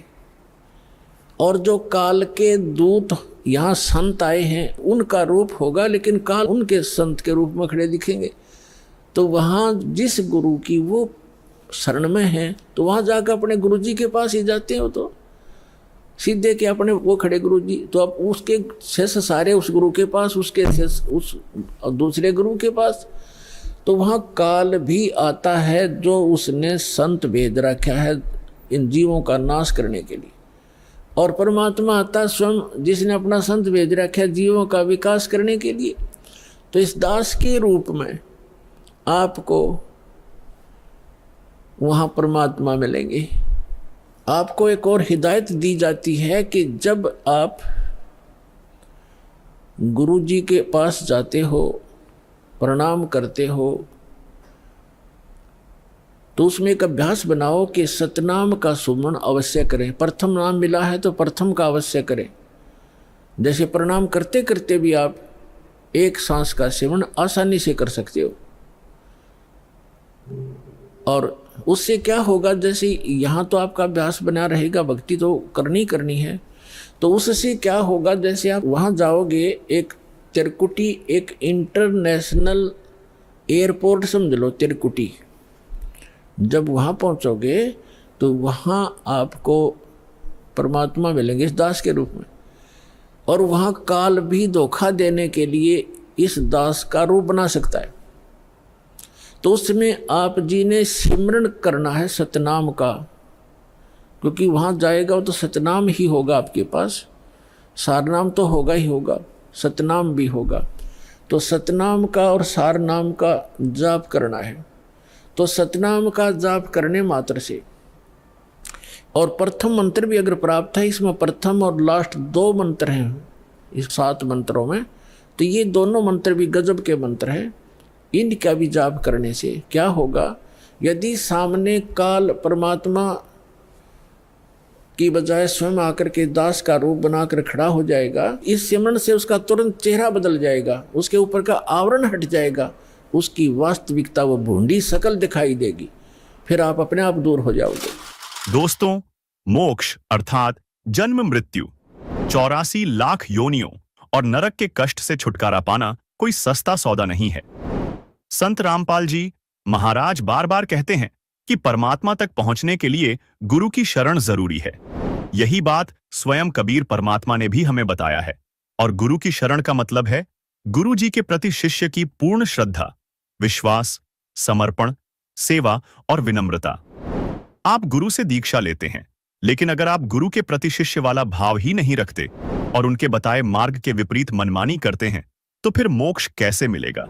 लेकिन यह जरूरी क्यों है, ये जानने के लिए सुनिए कबीर क्या याद दिलाना चाहते हैं। सतगुर के उपदेश का लाया एक विचारे, जय सतगुरु मिलते नहीं जाते नरक दुआरे।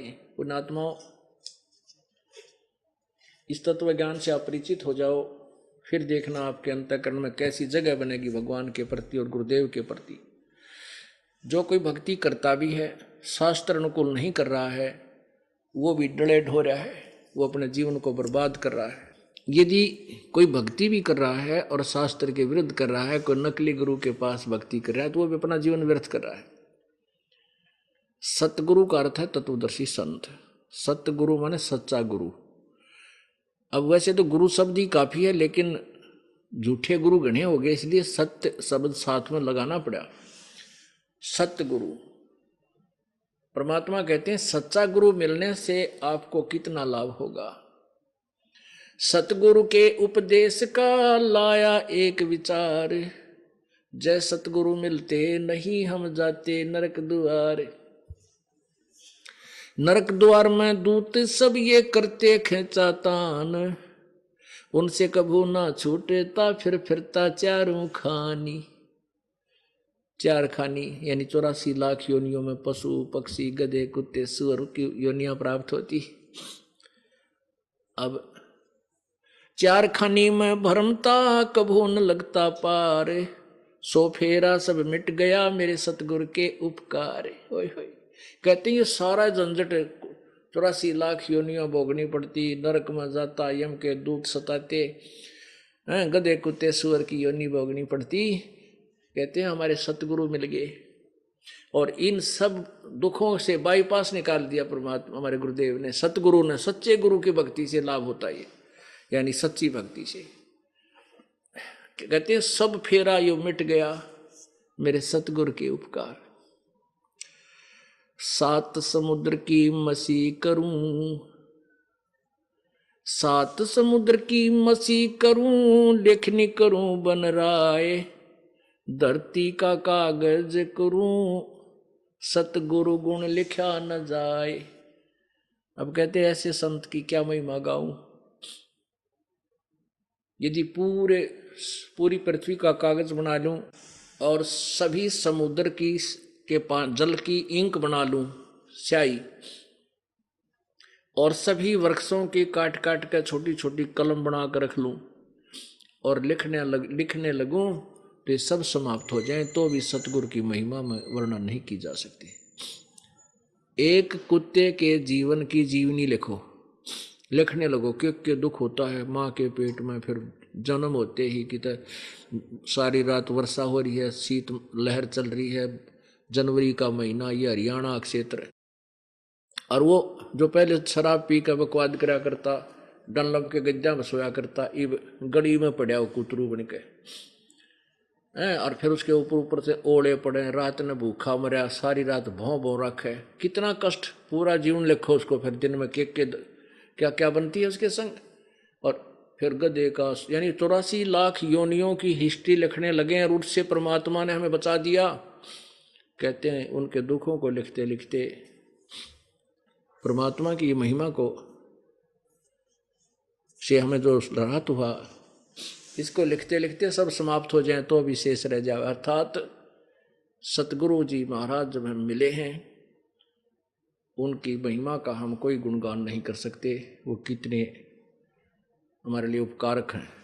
आगे क्या बताते हैं, सतगुरु के सिजदा करूं, कर्म छुटाए कोटे, जो सतगुरु की निंदा करें फिर जम तोड़ेंगे ओठ। ऐसे सतगुरु के, ऐसे तत्वदर्शी संत के ऊपर कहते हैं सिजदा करूं, जिसने ऐसे करोड़ों पापों से बचा दिया। और ऐसे संत की जो निंदा करता है, उसके अंदर दोष देखता है, कहते हैं उस प्राणी की दुर्गति होगी, यम के दूत नरक में घेर कर कुटेंगे, उसके होठ तोड़ेंगे। होठ तोड़ना माने बुरी तरह पिटाई करना। फिर क्या बताते हैं, गुरु मानुष कर जानते। अब ऐसे सतगुरु के विषय में बताया है, सतगुरु मानुष कर जानते, ते नर कहिए अंध, होवे दुखी संसार में फिर आगे यम के फंद। पुणात्मा जब परमात्मा स्वयं आए थे तो भी एक गुरु की भूमिका करके गए थे कबीर परमेश्वर जी। अब उन्होंने अपना दास बेच दिया अपनी ही पावर देकर। अब उस समय भी हम यही मार खा गए कि हमने उनको भगवान को भगवान नहीं माना, और परमात्मा को परमात्मा ना मानकर हम उनको एक संत मानते रहे, जिस कारण से हम भगवान के साथ नहीं जा सके। अब जैसे ये दास, परमात्मा कहते हैं गुरु मानुष कर जानते, गुरु को मनुष्य नहीं जाने, भगवान मानना चाहिए। गुरु गोविंद कर जानियो, रहियो चरण समाए, शब्द समाए, और मिले जब दंडवत बंदगी, नहीं पल पल ध्यान लगावे। अब परमात्मा आए थे तब तो गुरु भी थे भगवान भी थे, नो डाउट। अब ये दास भगवान नहीं है, लेकिन उस परमात्मा का दास जरूर है, उसका प्रतिनिधि है, रिप्रेजेंटेटिव है। तो ऐसे संत को आपने भगवान मानना चाहिए। मानने का तात्पर्य क्या है कि जैसे एक गणित का प्रश्न आता है, ब्याज का, ऋण का, उसमें मानना होता है, मान लीजिए मूलधन 100 रुपये, वो मूलधन 100 रुपये मानकर उस इक्वेशन को सोल्व किया जाता है, उस क्वेश्चन को सोल्व किया जाता है, तब होता है। उसमें वो 100 रुपये मूलधन मानना पड़ता है, लेकिन वो 100 रुपये मूलधन नहीं है, लेकिन मानना पड़ेगा। मूलधन तो लाखों करोड़ों में कोई और निकलेगा, जिससे हम सफल होंगे, वो प्राप्त करना है। लेकिन वो 100 रुपये मूलधन मानना पड़ेगा कि ये मूलधन है हमारा। उसके माने बिना वो सवाल हल नहीं, प्रश्न हल नहीं हो सकता। ऐसे ही आपने इस दास को सपोज करना पड़ेगा। सपोज कर लो गुरु जी हमारे कबीर भगवान हैं। और इस दास को भगवान मान कर ही चलोगे तो ही आप परमात्मा तक पहुंच सकोगे, उस मूलधन, ओरिजिनल मूलधन को प्राप्त कर सकोगे। इससे क्या होगा कि जैसे मान लीजिए हम भगवान की तलाश कर रहे हैं और भगवान को हम कितना सुखदाई और अपना प्रिय मानते हैं। अब यहां मान लीजिए इस दास के स्थान पर कबीर परमेश्वर आ जाते हैं, वो नो का नो उठा कर ना ले जाओ तुम्हारे को, वो भी नो कहेंगे भक्ति करवाई, ये नाम जब कमाई कर अपनी और ये मर्यादा रख, तब तू वहां चलने योग्य होगा। तो वो परमात्मा मेरे स्थान पर हो तो आप क्या क्रिया करोगे? क्या वो आप उसके साथ सामने आकर के वाद विवाद करोगे? क्या उसके सामने आकर के आप झूठ बोलोगे? क्या और मन में खोट रखोगे? नहीं, आंखों में आंसू आने को हो और नम्रता हो, भगवान खड़े, कहीं मेरे से कोई ऐसी क्रिया ना हो जाए जिससे भगवान के दिल को ठेस पहुंच जाए। इस भाव से आपको रहना होगा। जब यहां से आप जाओगे आगे, इस दास के रूप में परमात्मा आपको मिलेगा, आपकी फिर परीक्षा होगी। अब जैसी आपकी यहां मेरे साथ व्यवहार है, ऐसा ही वहां भगवान के साथ करोगे, फिर वापस फिर यहीं डूब मरोगे। तो इस दास को आपने, आपका जो है ना कर्म बने रहेंगे, आपका भाव ठीक बना रहेगा। इस दास को ये मान कर चलो ये भगवान है हमारे, ये मूलधन सपोज कर लो, और फिर आपका देख कैसे विनम्रता आएगी, आपके अंदर कैसी श्रद्धा होगी, निष्कपटता बनी रहेगी, यहाँ कैसा शिष्टाचार बनेगा कि गुरु जी की आत्मा को ठेस ना पहुंचे। कहते हैं सतगुरु के दरबार में मेरी थर थर कांपे देह, ना जानो किसी बात पर हमारा टूट ना जावे ने, कि किसी बात पर हमारा आपस में कोई फ्रिक्शन ना आ जावे, कहीं मैं भक्ति से हीन हो जाऊं। और जिनको सतगुरु नहीं मिलते उनके लिए आत्मा रो रही है, क्या कहती है? मत दे दिए सत बालम याणे नु, मत दे दिए बालम याणे नु, मत दे दिए बालम याणे नु, मत दे दिए बालम याणे। गीता और भागवत पढ़े ना बूझे शब्द ठिकाने नु, गीता और भागवत पढ़े नहीं बूझे शब्द ठिकाने नु, मन मथुरा दिल द्वारका नगरी कहा करे बरसाने नु, मैं तो दे दी है बालम याणे नु, मैं तो दे दी है बालम याणे नु, मैं तो दे दी है बालम। जब फुरमान धनी का आवे को रखे घर जाने नु, जब फुरमान धनी का आवे को रखे घर जाने नु, जा सतगुरु की मैं बलिहारी, जा सतगुरु का शरणा लीजे, जो मेटे जम तलवाने नु, मैं तो दे दी है बालम याणे नु, मैं तो दे दी है बालम याणे नु, मैं तो दे दी है बालम याणे नु, मैं तो दे दी है बालम याणे। उत्तर दक्षिण पूरब पश्चिम तू फिरदा दाणे दाणे नु, उत्तर दक्षिण पूरब पश्चिम तू फिरदा दाणे दाणे नु, सर्व कला सतगुरु साहेब की हरि आए हरि आणे नु, मैं तो दे दी है बालम याणे नु, मैं तो दे दी है बालम याणे नु, मैं तो दे दी है बालम। उत्तर दक्षिण पूरब पश्चिम तू फिरदा दाणे दाणे नु, उत्तर दक्षिण पूरब पश्चिम तू फिरदा दाणे दाणे नु, सर्व कला सतगुरु साहेब की हरि आए हरियाणे नु, मैं तो दे दी है बालम याणे नु, मैं तो दे दी है बालम याणे नु, मैं तो दे दी है बालम। जम किंकर का राज कठिन है ना छोड़े राजा राणे नु, जम किंकर का राज कठिन है यो ना छोड़े राजा राणे नु, या दुनिया दा जीवन झूठा तुम भूल गए मर जाने नु, मैं तो दे दी है बालम याणे नु, मैं तो दे दी है बालम याणे नु, मैं तो दे दी है बालम। सील संतोष विवेक विचारो दूर करो जुल्माणे नु, शीर शील संतोष विवेक विचारो, दूर करो जुलमाने नु। ज्ञान दराच ध्यान दी तुरिया, कोई जाने पान रिसाने नु। मैं तो दे दी है बालम याने नु, मैं तो दे दी है बालम याने नु, मैं तो दे दी। महल कपट सतगुरु ने खोले, अमी महारस खाने नु। महल कपट सतगुरु ने खोले, अमी महारस खाने नु। गरीब दास सुन भवन उड़ावे, गगन मंडल रम जाने नु। मैं तो दे दी है बालम याने नु, मैं तो दे दी है बालम याने नु, मैं तो दे दी है बालम। अब क्या बताते हैं, सतगुरु जिनको नहीं मिले, अनाड़ी संत मिल गए हैं, उनके विषय में कहते हैं कि गीता और भागवत पढ़े ना बूझे सब ठिकाने नु। भागवत की कथा करांगे। एक गरीब दासी भगत संत कहो अपने आप ने, अन्यों का मन का ना 21 पाठ कर दिए साल में भागवत के। तो यही तो डूबा पड़ रही है ये कबीर साहब की फीत लाकर नकली संत दुनिया को डुबोते फिरते हैं।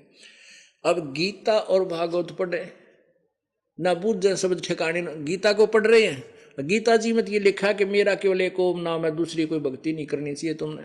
ब्रह्मा विष्णु महेश तीनों गुणों की साधना मूर्ख लोग करते हैं, ये नहीं करनी चाहिए, और हम वही कर रहे हैं। अर्थात जो गीता जी हमें बताना चाहती है, सिद्ध श्रीमद् भगवद गीता, वो क्या संदेशा दे रही है, इससे परिचित ना होकर केवल उसके पाठ पाठ करने पर जोर दे रखा है। फिर कहते हैं, जब फरमान धनी का आया, और को रखे घर जाने नु। अब जो साधना तुम करते हो, उन साधनाओं से जो तत्व ज्ञान के आधार पर इस दास के अतिरिक्त जो साधना की जाती है, कबीर परमेश्वर के अनुसार ना करके अन्य जो पूजाएं करते हैं, उनसे क्या होता है कि वर्क डन ही मिलता है। और जिसका समय मृत्यु का आ गया, वह मृत्यु होगी ही होगी, उसको चेंज नहीं कर सकते। जैसे आपने श्री कृष्ण जी की हिस्ट्री में पढ़ा के उन्होंने मोरध्वज राजा के पुत्र ताम्रध्वज को आरे से चिरवा कर जीवित कर दिया, क्योंकि उसके सांस शेष थे, आयु शेष थी। अपने सगे भांजे अभिमन्यु को वो जीवित नहीं कर सके, जो उनकी सगी बहन सुभद्रा का पुत्र था, अर्जुन का बेटा, जो प्रथम दिन ही चक्रव्यूह उसमें महाभारत के युद्ध में मृत्यु को प्राप्त हुआ। क्यों नहीं कर सका? क्योंकि वो आयु नहीं बढ़ा सकते। अभिमन्यु का संस्कार प्रारब्ध मनुष्य जीवन इतना ही था। अब कबीर परमात्मा ने कैसे, जैसे आपने पढ़ा, कमाल को एक जल में मृत्यु होने के उपरांत जल प्रवाह कर दिया गया था, उस बच्चे को, उस जीव को वापस लाके उसी में प्रवेश कर दिया और आगे जीवन दे दिया अपनी पावर से, अपनी शक्ति से। ऐसे ही शेख तकी एक पीर था, सिकंदर लोधी राजा का, उसकी लड़की कब्र में दबा रखी थी, मर चुकी थी, 15-20 दिन की, किस दिन की वहाँ दबी हुई थी। उसकी अनाड़ीपने को ठीक करने के लिए और अपनी आत्मा को पुनः जीवन देने के लिए उस मरी हुई लड़की को मालिक ने जीवित कर दिया। और यहाँ भी बहुत से उदाहरण हैं जिनके ऊपर मृत्यु मंडराई और उनको पता चल गया कि तेरी आयु आगे नहीं थी। कुछ एक ने तो अपना जन्म पत्री भी दिखवा रखी थी। अब परमात्मा की भक्ति से उनकी वो मृत्यु आई, लेकिन टल गई। तो यहाँ क्या बताते हैं, जब फुरमान धनी का आवे, को रखे घर जाने नु। जा सतगुर का सरना लीजे, जो मेटे जम तलवाणी नु। तलवाना माने सम्मन, बुलावा, कि यम का बुलावा आ गया, चल तेरा टाइम पूरा हो गया। ऐसे सतगुरु की शरणा लीजिए, जो मेटे जम तलवाणे नु, और कह दे भाग जाओ यहाँ से, इसको हमने अपनी तरफ से आयु दे दी है। ऐसे सतगुरु की शरणा लीजिए, जो मेटे जम तलवाणे न। जम माने यम के दूतों का जो बुलावा आता है, उसको समाप्त कर दे, खत्म कर दे। अब क्या बताते हैं कि उत्तर दक्षिण और पूर्व पश्चिम तो फिरता दाने दाने नु, पर मांगता फिरे और भगवान ने ढूंढे। कहते सर्व कला सतगुर साहेब की, हरि आए हरियाणे नु। परमात्मा गरीबदास जी को आकर मिले थे हरियाणा, जब तक हरियाणा प्रदेश बना भी नहीं था, आज से 200 वर्ष पहले। उस समय गरीबदास जी ने कहा था, हरि आए हरियाणे नु छुडानी गांव है जिला झज्जर के अंदर हरियाणा में। वहां खेतों में परमात्मा आए थे कबीर साहब अपने सतलोक से।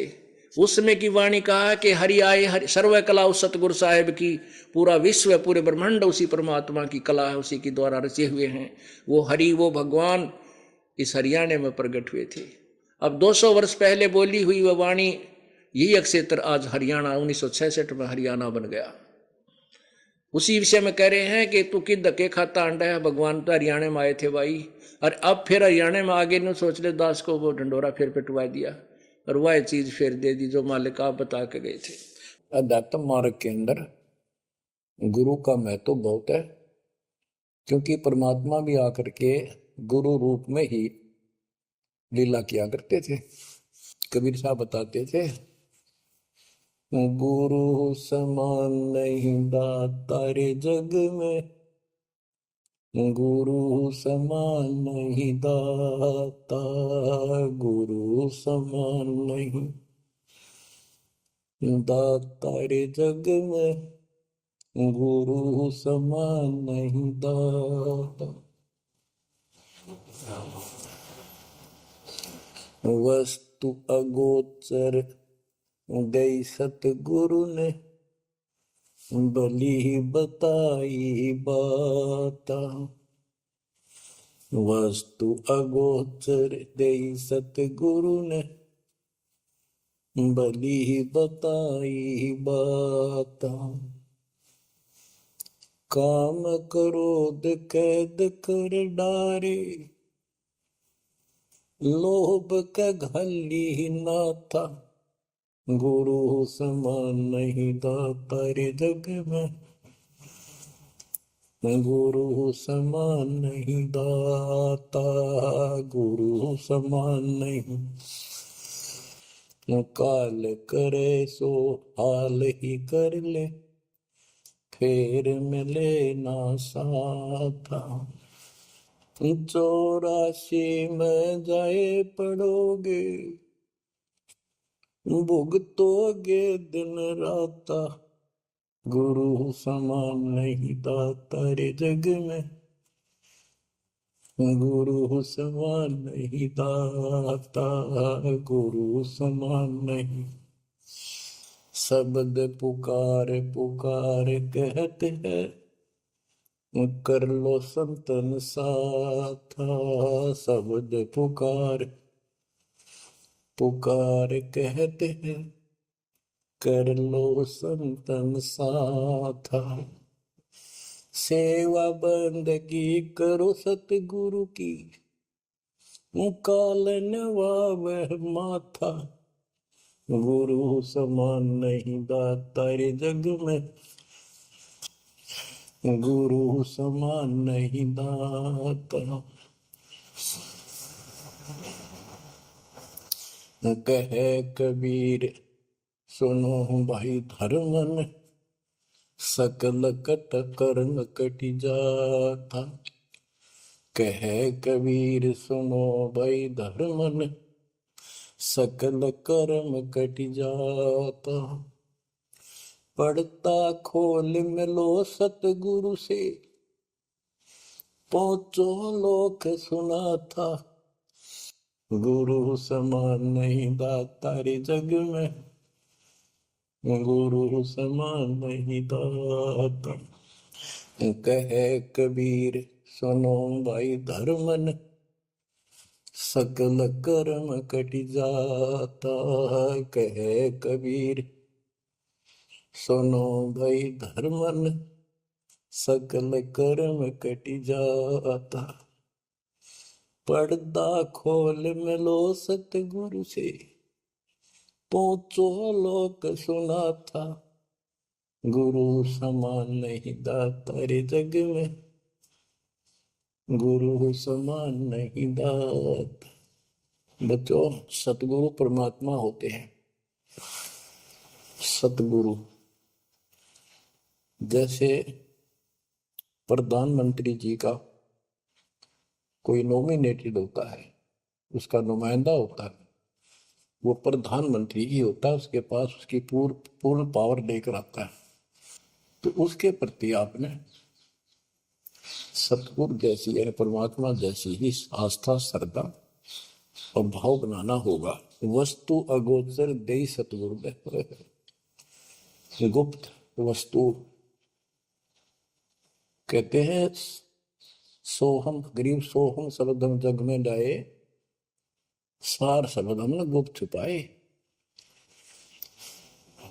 फिर के कोटि ज्ञान हम जग में बाख्या, मूल ज्ञान हमने गुप्त ही रखा। तो वो अगोचर वस्तु सतगुरु ने दी आपको। और वस्तु अगोचर दे सतगुरु ने, बली बताई बात। काम क्रोध कैद कर डारे, लोभ का डाली नाथा। जैसे गरीबदास जी कहते हैं, गरीब सतगुरु मिले तो इच्छा मेटे, पद मिल पदे समाना, चल हंसा उस लोक पठाऊं जो आदि है बरस्थान। या वही परमात्मा ने ये बताया है कि काम क्रोध कैद कर डारे, लोभ का गाली ना था, इच्छा हटा दी, ये बकवास छुड़वा दी और मालिक के साथ के पास चलने के लिए प्रेरित किए। काल करे सो हाल ही कर दे, काल करे सो हाल यानी तुरंत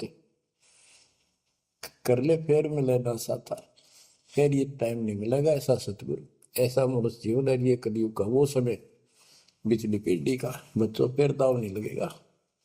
आप अपनी किस्मत सराहा करो, 100 बस शुक्र बनाया करो उस पर पिता। आप तो बालक को अपना पता नहीं था कि ये इतना अनमोल वस्तु हमें प्राप्त होने जा रही है। आपको तो अब धीरे धीरे धीरे धीरे समझ में आओगे, इतने दृढ़ हो जाओगे ये भगवान, रात को भी उठ कर विचार किया करोगे। देख क्या बुरी बढ़ती जाता ताकि सब बनाते। तो कहते काल करे सो हाल ही कर ले, फिर मिले ना साथा। 84 में जाए पड़ोगे, भुगतोगे दिन राता। गुरु समान नहीं था तारे जग में। बच्चों आपका तो पता नहीं, बनते 100 बार पढ़ दी, 1000 बार सुना दी, आज भी कलेजा मुंह को आता है ये सुन के। पर बात में कैसी बोल पड़ी थी, कैसा जुल्म होता हमारे साथ। और इसीलिए मैं आपके पीछे पड़ रहा हूँ कि तुम भी उसी के बच्चे हो। मैं दास भी आपकी तरह भ्रमित था, खोज थी सराह की पर मिला नहीं था। तो उसी दिन से कोशिश थी दिल आत्मा से सबको बताऊं, समझाऊं। नाम देने का आदेश भी नहीं था, उससे पहले मैं बहुतों को समझाया करता, गुरु जी से नाम दिलाता था। बहुत तड़फ थी कि बहुत भूल लाग रही, अनमोल जीवन नष्ट हो रहा है। अब देखो एक एक वाणी क्या क्या कहती है, हमें क्या प्रेरित करती है। 84 में जाए पड़ोगे, ये भक्ति ना करोगे भगवान कबीर साहब पर, भुगतोगे दिन राता। फिर क्या कहते हैं, शब्द पुकार पुकार कहते हैं, कर लो संतन साथा। सेवा बंदगी करो सतगुरु की, काल नवावे माथा। गुरु समान नहीं दातारे जग में, कहे कबीर सुनो वही धर्मन, सकल कर्म कटी जाता। पर्दा खोल मिलो सतगुरु से, पहुंचो लोक सुना था। गुरु समान नहीं दातारे जग में, गुरु समान नहीं दाता। अब बच्चों परमात्मा अपनी प्यारी आत्मा धर्मदास को समझाते हैं, उसके माध्यम से हमें भी संकेत करते हैं। पर्दा खोल मिलो सतगुरु से, यानी कोई कपट ना रखो मालिक के। जब सतगुरु के साथ जुड़ते हो, एन बिल्कुल सच्ची सोची आत्मा से बात करा करो। जरा सी भी अटपट करोगे वो भगवान रुष्ट हो जाएगा। यही वजह है शिष्य को अपने गुरु के प्रति संपूर्ण समर्पण और विश्वास रखना चाहिए। परमेश्वर कबीर जी ने भी कहा है, कबीर, गुरु गोविंद दोनों खड़े, किसके लागू पाए। बलिहारी गुरु आपने, गोविंद दिया मिलाए। अर्थात यदि गुरु तथा परमात्मा दोनों साथ साथ खड़े हों तो किसके पैरों पर लगोगे, यह प्रश्न है।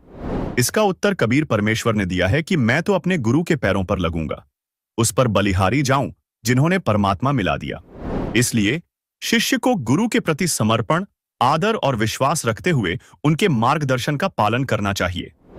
यही समर्पण और विश्वास शिष्य को मोक्ष की ओर अग्रसर करता है। तो दोस्तों, बात साफ है, बिना सच्चे गुरु के न भक्ति पूरी होती है न मोक्ष मिलता है। शास्त्र चिल्ला चिल्ला कर कह रहे हैं कि सतगुरु वो दीपक है जो आपके जीवन के अंधेरे को दूर करता है। लेकिन सावधान, बाजार में नकली गुरुओं की भीड़ है जो आपकी आस्था का सौदा कर रहे हैं, और अगर आपने सच्चा गुरु ढूंढ भी लिया तो बिना समर्पण और विश्वास के वो दीपक आपके लिए बेकार है। आप ही बताइए, क्या आप उस रास्ते पर चलना चाहेंगे जो सिर्फ मंदिरों और मालाओं तक सीमित है, या उस सतगुरु की शरण लेंगे जो आपको शास्त्रों का सही ज्ञान दे, जो आपको परमात्मा तक पहुंचाए। अब फैसला आपके हाथ में है। क्या आप दीपक थामेंगे या अंधेरे में भटकते रहेंगे? अब सुनते हैं संत रामपाल जी महाराज से नाम दीक्षा लेकर सतभक्ति करके अद्भुत लाभ प्राप्त करने वाले अनुयायी के विचार। सत साहिब दर्शकों, क्या आपने कभी सोचा है कि जब जिंदगी में हर तरफ अंधेरा हो, बीमारी और गरीबी पीछा ना छोड़ रही हो, तब कौन बनता है उम्मीद की आखिरी किरण? हिसार हरियाणा की रहने वाली शिखा जी की कहानी भी कुछ ऐसी ही थी। उनकी मां चारपाई पर पड़ी रहती थी, पिता रोजगार के लिए घर से दूर थे। घर की हालत इतनी खराब थी कि पूरे परिवार के पास सिर्फ एक चारपाई और एक पुरानी कुर्सी थी। 5 लोग उसी पर सोने को मजबूर थे। शिखा जी और उनके परिवार ने माता दुर्गा जी की पूजा, व्रत और कई धार्मिक रीतियां अपनाई, लेकिन कोई लाभ नहीं हुआ। एक दिन उन्होंने संत रामपाल जी महाराज का सत्संग सुना और यहीं से उनके जीवन में आया असली मोड़। संत रामपाल जी महाराज से नाम दीक्षा लेने के बाद उनकी मां पूरी तरह से स्वस्थ हो गईं और धीरे धीरे घर में सुख सुविधाएं आने लगी। अब सवाल उठता है, आखिर ऐसी कौन सी भक्ति साधना है जो संत रामपाल जी महाराज अपने शिष्यों को बताते हैं, जिससे लाखों लोगों का जीवन बदल रहा है? क्या नाम दीक्षा लेने मात्र से जीवन की परेशानियां दूर हो सकती हैं? आइए सुनते हैं शिखा जी की कहानी उन्हीं की जुबानी। नमस्कार जी। सत साहिब गुरु जी। क्या नाम है बहन जी आपका? मेरा नाम शिखा दासी है। कहाँ के रहने वाले हैं आप? मैं हिसार हरियाणा से हूँ। संत रामपाल जी महाराज से नाम दीक्षा आपने कब ली? मैंने संत रामपाल जी महाराज से नाम दीक्षा जनवरी 2009 में ली। संत रामपाल जी महाराज से नाम दीक्षा लेने से पहले क्या आप कोई भक्ति साधना भी करते थे? जी हाँ, हम जो मतलब हमारे समाज में जो भी धार्मिक पूजाएं हैं, देवी देवताएं हैं, उनको मानते थे। और मेरी मम्मी संतोषी माता की बहुत ही मतलब ज़्यादा पूजा करती थी, उनके व्रत सब कुछ करती थी। फिर भी वो मतलब बीमार ही रहती थी हर टाइम। और मेरे पापा हर महीने मतलब सालासर हो गया, अमरनाथ हो गया, केदारनाथ, मतलब हर जगह तीर्थ यात्रा पर जाते थे। तो जो ये भक्ति साधनाएं आप लोग कर रहे थे और आपके पेरेंट्स कर रहे थे, तो इन सब भक्ति साधनाओं से आपके परिवार में क्या क्या लाभ प्राप्त हुए? जी, हमें इनसे कुछ लाभ तो प्राप्त नहीं हुए, परंतु उल्टी ही हमें हानियां होती चली गई। मेरी मम्मी इतनी ज़्यादा बीमार रहती थी, मतलब वो सारा टाइम खाट में ही रहती थी। और मेरे पापा मतलब 6-6 महीने बाहर ही रहते थे, घर पे नहीं आते थे। और जिस कारण हमारी भी मतलब परवरिश है वो अच्छे से नहीं हो सकी। और हमारी आर्थिक स्थिति इतनी बुरी थी कि हम कभी कभी तो बिना खाना खाए ही सो जाते थे। फिर हमारे घर वाले थे, वो भी मतलब जो हमारे दादा दादी थे, चाचा चाची थे, वो भी इतना साथ नहीं देते थे। आपके अनुसार जो भक्ति साधना आप और आपका परिवार कर रहा था, उनसे आपको कोई लाभ नहीं हुआ, बल्कि आपके परिवार की आर्थिक स्थिति बहुत कमज़ोर थी। आपकी माताजी बहुत बीमार रहते थे, आपके फादर भी आप लोगों से दूर रहते थे। बहुत बार घर में खाने की भी दिक्कत रहती थी। तो इन सब परेशानियों के होते हुए संत रामपाल जी महाराज जी की जानकारी आपको कैसे मिली? जी, हमें ऐसे पता चला। हम मतलब कॉलोनी से बाहर रहते थे, तो वहाँ पर एक लेडीज थी, तो उन्होंने बताया कि ऐसे ऐसे संत रामपाल जी महाराज हैं, आप नाम दीक्षा ले लो तो आपको आपकी सारी दिक्कतें हैं वो दूर हो जाएंगी। परंतु मेरी मम्मी ने एक बार तो मतलब टाल मटोल कर दी कि नहीं, हम नहीं लेंगे, हम तो यही पूजा करेंगे। फिर मेरी मम्मी कुछ ज़्यादा ही बीमार हो गई, तो उन्होंने फिर बोला मेरी मम्मी को कि आप एक बार जाके तो देखो, ऐसे ऐसे है, मतलब बहुत लोगों को वहाँ से लाभ प्राप्त हुआ है, आपको भी हो जाएगा। तो मेरी दादी और मेरी मम्मी संत रामपाल जी महाराज के पास सतलोक आश्रम बरवाला चले गए और वहाँ पर उन्होंने उनसे नाम दीक्षा ली। संत रामपाल जी से नाम दीक्षा लेने के बाद क्या आपके परिवार में किसी तरह के कोई चेंजेस आए? हाँ जी, बहुत बदलाव आए हमारे परिवार के अंदर। मतलब पहले तो सिर्फ मेरी मम्मी ने नाम लिया था, तो मेरे पापा नहीं मानते थे। तो मेरे पापा के साथ एक घटना हुई, उनका एक्सीडेंट हुआ। वो एक ड्राइवर है, तो वो उनकी गाड़ी का ब्रेक फेल हो गया था, तो वो भी अगले ही दिन संत रामपाल जी महाराज की शरण में चले गए। और हमारे घर में मतलब इतनी दिक्कतें रहती थी, वो सभी दूर हो गई। हमारी आर्थिक स्थिति भी बहुत अच्छी हो गई। पहले हमारे घर में मतलब कुछ भी नहीं था, ऐसे लगा के ही चलो, कुछ भी सुविधा प्राप्त नहीं थी हमारे घर में। मैं बताऊं, एक ही चेयर होती थी हमारे घर में, उस पर भी मतलब कभी कभी आते थे तो मेरे पापा ही बैठते थे। तो हमारे घर में कोई खाट नहीं होती थी, वो एक बेड होता था जो मेरी मम्मी को दहेज में मिला था मेरी नाना और की तरफ से। उस बेड पे हम 5 लोग सोते थे, 3 हम और 2 मेरे मम्मी पापा। इसके अलावा कुछ भी नहीं था। और अब परमात्मा की दया से हमारे घर में सब कुछ है, मतलब परमात्मा ने हर चीज़ की मौज कर रखी है। और मेरी मम्मी इतनी ठीक रहती है अब, मतलब सारा काम खुद करती है मेरी मम्मी घर का, और किसी प्रकार की कोई दवाई नहीं लेती। पहले मेरी मम्मी को मतलब हर समय दवाइयों के सहारे ही चलना पड़ता था। मेरी मम्मी ने हर हॉस्पिटल, हर डॉक्टर से दवाई प्राप्त की थी, परंतु उन्हें कोई भी आराम नहीं हुआ। और फिर संत रामपाल जी महाराज की शरण में जाते ही उन्हें मतलब बहुत उनकी तबीयत में बहुत सुधार आया, और धीरे धीरे वो अपना जीवन सुखद व्यतीत करने लगी। संत रामपाल जी महाराज की दया से कल ही मेरा मतलब सेकंड सेम का, मैं बीए ग्रेजुएशन कर रही हूँ, तो उसका रिजल्ट आया है। मतलब मेरा एक इंग्लिश का पेपर था, वो बहुत ही ख़राब हुआ था, और उसमें परमात्मा की दया से मैं पास हो गई। मेरे को इतनी खुशी है इस चीज़ की कि मैं मतलब बता नहीं सकती। मेरे को पक्का यकीन था कि मैं इसमें फेल हो जाऊँगी, पर परमात्मा ने मेरे को पास करवा दिया। और मेरे पापा का एक बार इतना ज़बरदस्त एक्सीडेंट हुआ था, मतलब उनकी गाड़ी है ना 6-7 मतलब पलटे खा गई थी, तो कोई उम्मीद नहीं थी बचने की। फिर भी परमात्मा ने उन्हें जीवन दान दिया और उनको बचा लिया।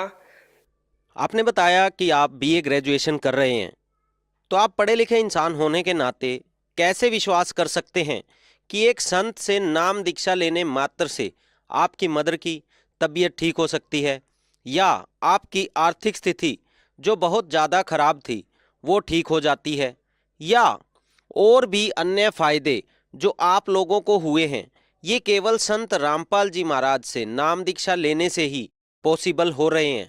ये कैसे हो सकता है? संत रामपाल जी महाराज शास्त्रों के अनुसार भक्ति देते हैं, और जैसे कि गीता में लिखा गया है कि जो भी मतलब मनमाना आचरण करेगा उन्हें कोई भी लाभ प्राप्त नहीं होगा। जो शास्त्रों के अनुसार भक्ति करेगा उनको ही सब लाभ प्राप्त हो गए। संत रामपाल जी महाराज शास्त्रों के अनुसार ही भक्ति बताते हैं, जिससे कि सभी लोगों को लाभ प्राप्त होते हैं। और मेरे पढ़े लिखे होने का यही फायदा है कि मैं उन शास्त्रों को मतलब पढ़ सकती हूँ और सच्चाई को जान सकती हूँ। और सभी लोगों को पढ़ाई का फायदा उठाना चाहिए और अपने शास्त्रों को पढ़ना चाहिए और सच्चाई जाननी चाहिए और संत रामपाल जी महाराज के बारे में जानना चाहिए। तो बहन जी, जैसा आपने बताया कि संत रामपाल जी महाराज जो है वो शास्त्र विधि के अनुसार आज भक्ति करवा रहे हैं और उससे आपको लाभ प्राप्त हुआ। ऐसे ही संत रामपाल जी के करोड़ों शिष्यों से जब हम मिलते हैं, हमारी मीडिया टीम मिलती है और उनसे ऐसे लाभों को जानती है, तो ये एक बहुत ही अचंभे वाले लाभ होते हैं जो हमें सुनने को मिलते हैं। तो आज जो आपको लाखों करोड़ों लोग टीवी पर देख रहे हैं, तो आप उनको क्या संदेश देना चाहेंगे? मैं संदेश तो नहीं, हाथ जोड़कर यही प्रार्थना करना चाहूँगी कि अपना जीवन व्यर्थ ना करे और मानुष जन्म एक ही बार मिलता है और इसे व्यर्थ ना करे। संत रामपाल जी महाराज की शरण में आकर अपने मानुष जन्म को सफल बनाए। बहन जी, संत रामपाल जी महाराज की शरण में कैसे आ सकते हैं? संत रामपाल जी महाराज के सत्संग विभिन्न चैनलों पर आते हैं और उन चैनलों के नीचे एक पट्टी चलती है जिस पर कि मतलब आश्रम के कुछ नंबर दिए होते हैं, उन पर आप संपर्क करें और अपने नज़दीकी नामदान केंद्र का पता करें और वहां पर जाकर नाम दीक्षा ग्रहण करें। निःशुल्क नाम दीक्षा प्राप्त है, कोई पैसा नहीं लिया जाएगा और आप ऑनलाइन पुस्तक भी प्राप्त कर सकते हैं और पहले से ज्ञान प्राप्त कर सकते हैं और फिर नाम दीक्षा प्राप्त करें। धन्यवाद बहन जी। सत साहिब।